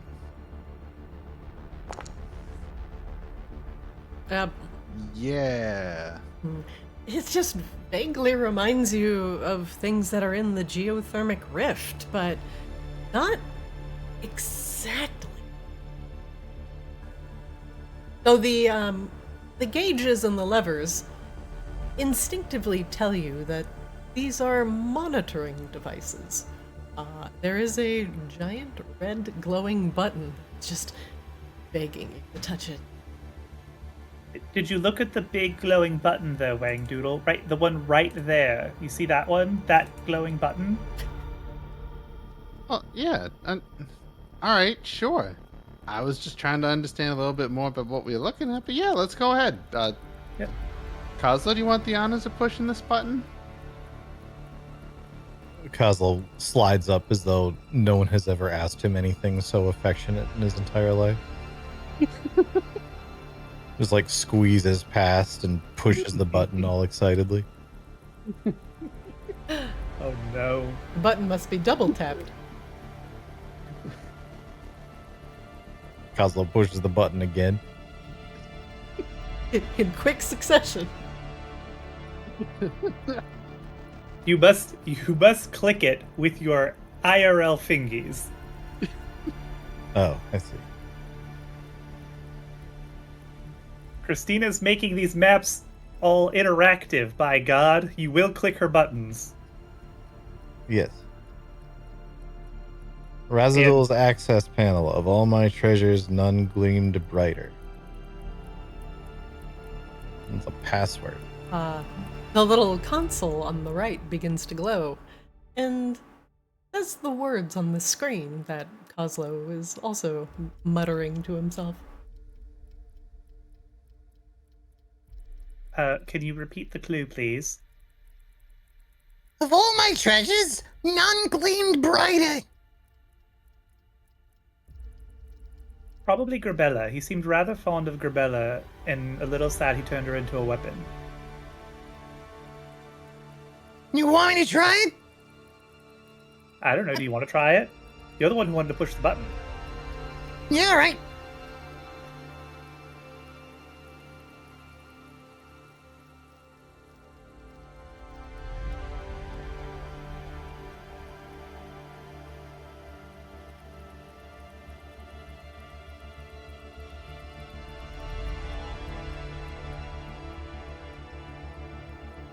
Nope. Oh, well. All out of ideas. Nothing burned brighter. I think we only got 2 shots at this still, by the way. Huh. Okay.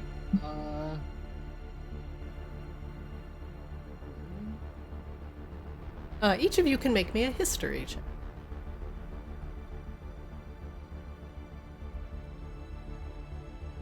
I'm so good at this.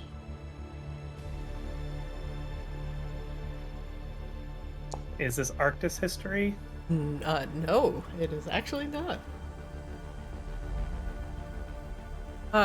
Kozlo, you remember that, at least the Peck, when you were talking to them, had, mentioned that the Great Khan took a lot of consorts. A lot of mortal consorts.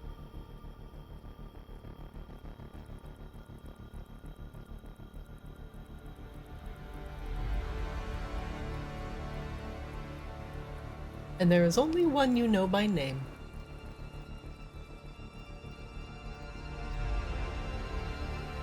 Do I, though?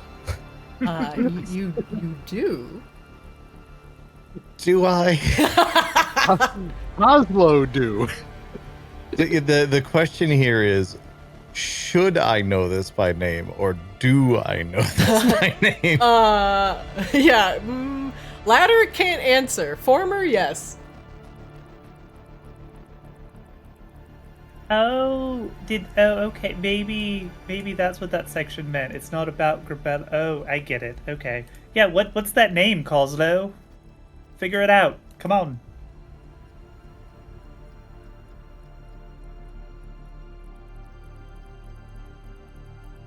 I have the opposite of any idea.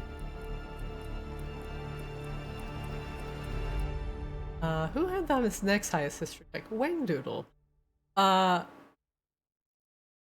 You remember, and the only consort of Razidul, at least that you know by name, was Grabella's mother.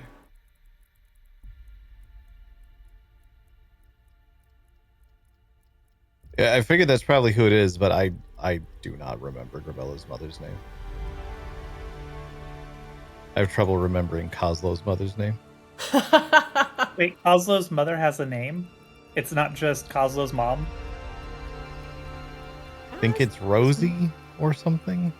Oh, yeah. No, Rosie, that sounds right. Yes, Rosie. You remember your mom's name. Happy Mother's Day. Happy Mother's Day to everyone except Grabella's nameless mom. I don't know, let's look at Arctis NPCs or journal entry. She is not in there. Well, that's not very helpful. Come back next time when the person who remembers this is here. Do we think that Grabella even remembers Grabella's mom's name? I hope so, but Well, You It just, even like, there it was was only- even a scene where you all watched, and it was Vacaris and Narcissa and yeah, Bella's mom. I remember Oh. that occurring. The name of the NPC that we've seen once did not stick in my memory. Yeah, like, we remember Vacaris and Narcissa because they're relevant to other things. Raine, New single coming out next month. Grabella's mom has got a name. got it for going sure. on. Try putting in Grabella's mom into the. That's got to work. It knows what we mean, right? It's like, well, we said the words. Raine was Statistically, Grabella would have been calling her mom more than, by her mom's name. Right. What Allegedly. kid calls their mom by their proper name? Like honestly. Yeah.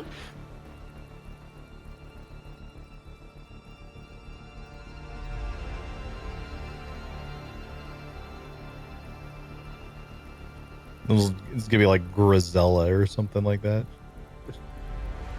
Gramundus. Pretty sure Grisella actually might be the name of like a goblin back in Borealus. that's the name of the tailor. Oh yeah, okay, there you go. Every other NPC. Well, because we've met those NPCs. Raine is the last person. The lowest history check. I will give you another hint. Is named after a gem.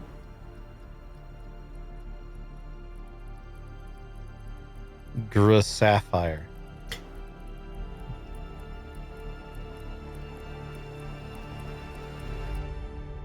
I have no recollection of this. Where's Miss Cetera? Miss Cetera, help! Chat guidance?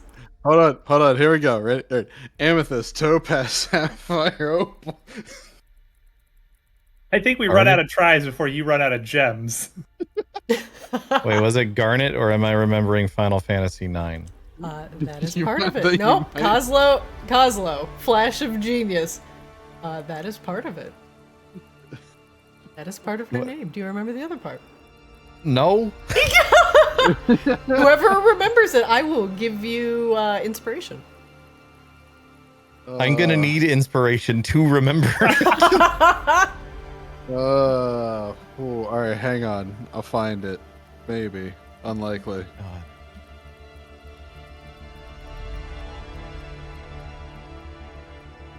People just sit around staring at each other. Oh, this is awkward. Is it like Garnisha or something? It is. Now I will give you inspiration. How the shit did you remember that? I didn't. I guessed. Like, what would I, if I was gonna name someone Garnet, but not Garnet, what would I name them? I just went with Garnisha. Incredible. That's the most Coslo thing possible. I need you to understand. I have ADHD. This is how I solve problems, by brute force and luck. You think I understand anything that's going on? No. I'm just guessing until I get it right. My carefully crafted lore! Christina, I take a lot of notes. You have a ton of fucking NPCs. I do. I didn't remember this one, okay? Like, Could have taken the easy way out and just Officer Jenny to like every town, but no. I've remembered NPCs that Christina has long since memory hold, okay? That is also true. That is also true. I'm actually surprised Raine did not get this one. This was Grabella's responsibility to remember her mom's name, okay? That's for Grabella to remember. Boop. You think I'm that familiar? I'm on a first name basis with her mom? Oh, good news. Yeah. Also, by the way, that's not the password. What? Did you spell it wrong? I don't know. I don't know if I spelled it wrong because Christina also put the password block out the letters thing. But if you type too fast, it lags and some of the keystrokes don't seem to go through. I actually don't know if I put it in right. Well, looks like you got one more chance. Maybe it's case sensitive. Just not all caps, just capitalize the letter.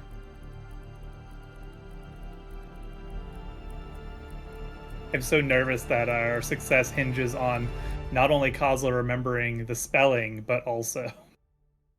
Or not only the name, but also the spelling. Something unlocked. Kozlo, as you press the button, the metal panels directly underneath your feet slide apart, and a lever rises up from the floor. The floor closes around it, and now there is a lever directly in front of you. Honestly, for remembering this, I'm also going to grant Kozlo luck. You get a D10 of luck, Kozlo. I didn't remember anything. I just guessed. Yeah, no, that makes the luck even more appropriate. Yeah. You know what? I've got it. The next thing you're gonna do, there's a guidance in there too. We're just doing this. Kozlo will look at the lever, look at everyone else, look at the lever.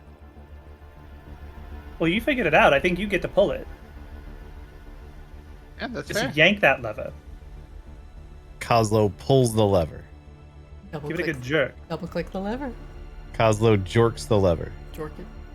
Oh no, he's jorking the lever.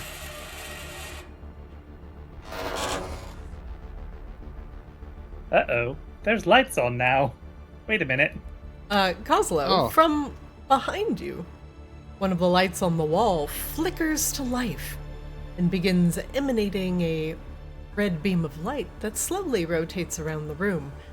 In addition, the large metal panel covering the window slides down, and now you can see out of this viewing area to the skiffs in the yard. In the yard, you see that the Borean shard upon the skiff directly to the north is now glowing with a bright green. However, it also looks like the stone golems are moving. Oh, that's probably fine. Yeah, I'm sure there's nothing bad about any of what just occurred. This was definitely not what was destined to happen the whole time. The golems are now shuffling around and stop at the bottom of the stairs, unable to see any trespassers or really much of anything. However, you in your little observation chamber hear that there's some sort of energy flowing through the vault now, and underneath your feet you can feel a steady thrum. In addition, the long rusted doors multiple clicks echo throughout Razidul's research vault. As energy returns, these doors are all now open, and squealing, long-rusted hinges can be heard bending as they are once again awoken.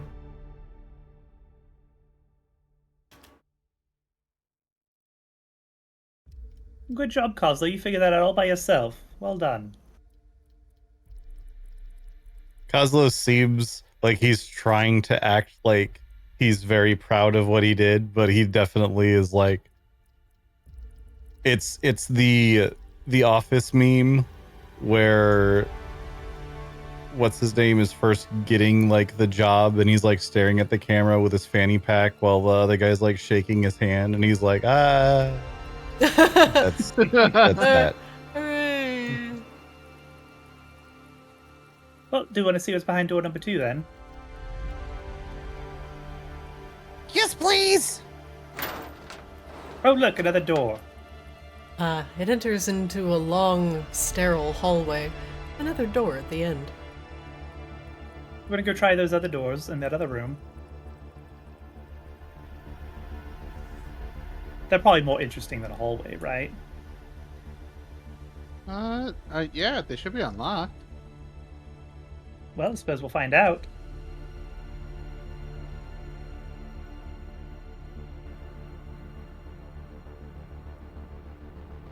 Alright, you ready? Sure. Oh, look, another hallway. Oh, that's This a one is bus. much larger, and it looks like at the end of the hallway it curves to the right. Alright. And door number 3. Oh, nope, it's still locked. It's unlocked. As you Oh, no, look, it was lying. As you open this door, it leads back out into the outside. There's some sort of large barrel or container to the south, and large pieces of metal on a conveyor belt, all leading to a door that is currently open. There is a small bit of light coming out of it. Warm, orange light. The This looks conveyor like it's belt is probably moving. The furnace. Or a furnace, anyway. So do you want to check out the conveyor belt of metal going into a furnace-like thing, the slightly larger hallway, or the regular size hallway? I think the slightly large hallway might be leading towards the other end of that conveyor belt. I'm kind of curious what's up with that. Well, let's find out.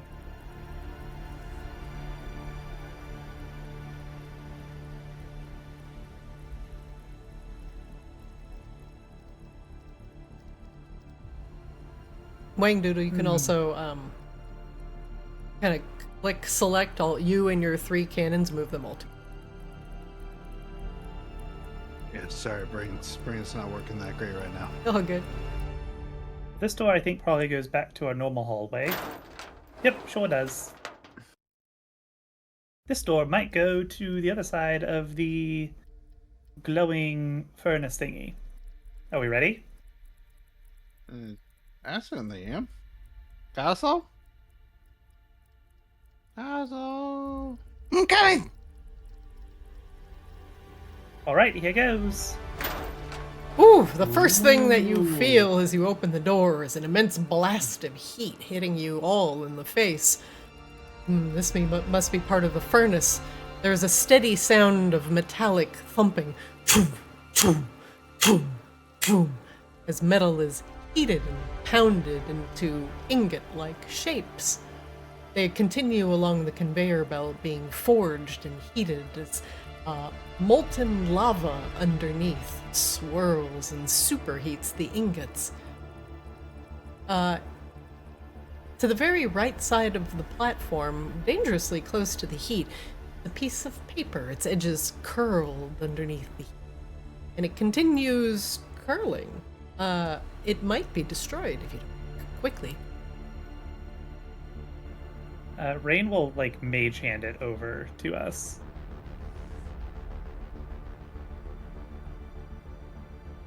Easy enough. You float the paper over before it is consumed by the flames and drop it delicately in front of you.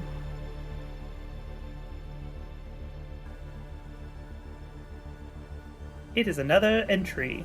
And this will be the last thing we read before the end of the session. So, Raine, go ahead.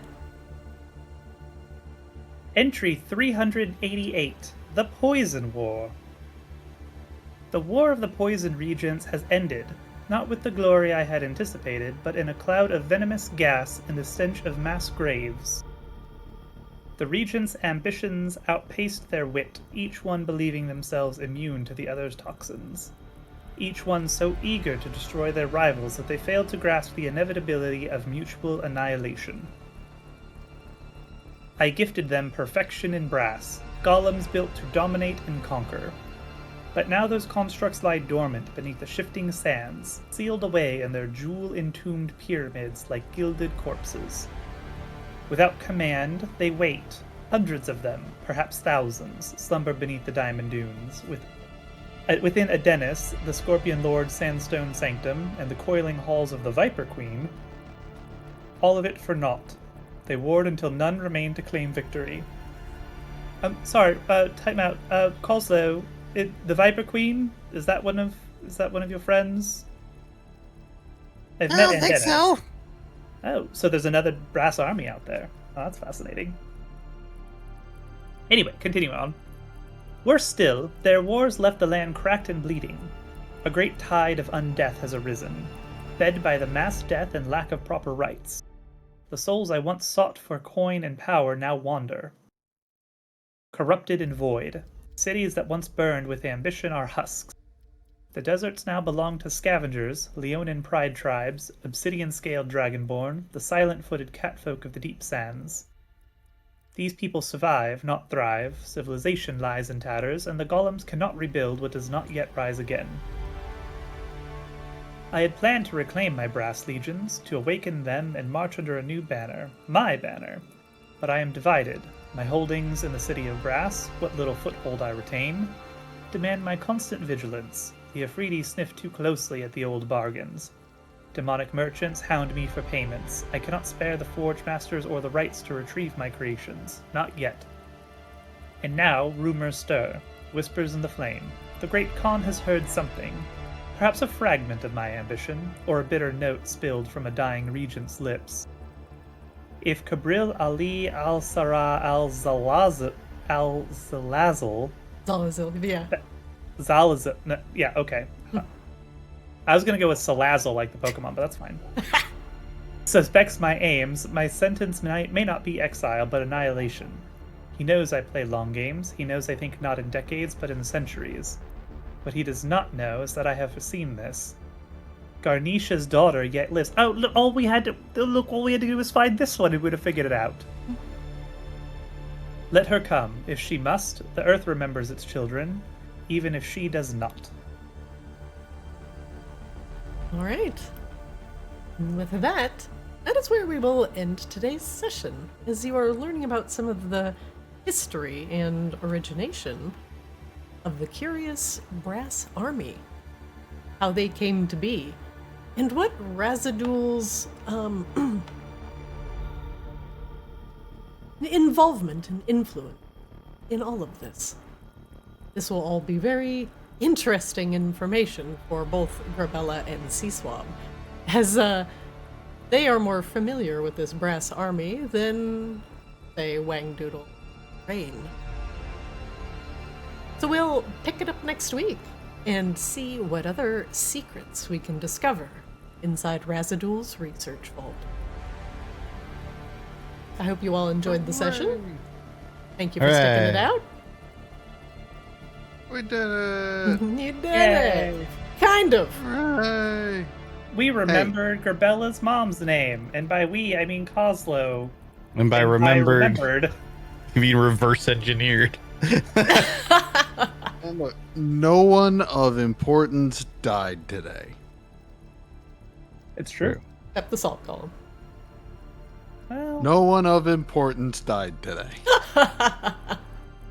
All right, everybody. I will let you loose, rest up, heal up, I hope everybody is 100% for next week's session.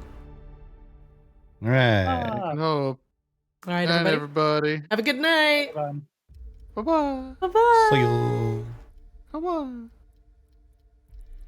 All right, chat. That is it for Arctis today. We are getting the deep, dank lore today. Delicious. If you've been watching along for a while, you might recognize and start putting the pieces together of just exactly what is going on here. Will they stop Razidul? Will they save Razidul? Who knows? But I'm very interested in what Bella will do with all this newfound information about her grandfather. If you'd like to catch up on the sessions, they're all over on VOD at Arctis DD on YouTube. And you can watch our shorts and our funny moments from the sessions over on Play Arctis on Twitter, TikTok, and Blue Sky. And I'm your DM Zarina. Hey! Thanks for watching. Hope you enjoyed. Thanks for hanging out in chat. Thank you for the resub, etc. Thank you, Honey, for the raid. Thank you, Goose, for hanging out. I appreciate you, chat. Hope you enjoyed, and I will see you next Monday for another exciting session, Arctis Ascended. Thanks for watching, and I'll see you next time.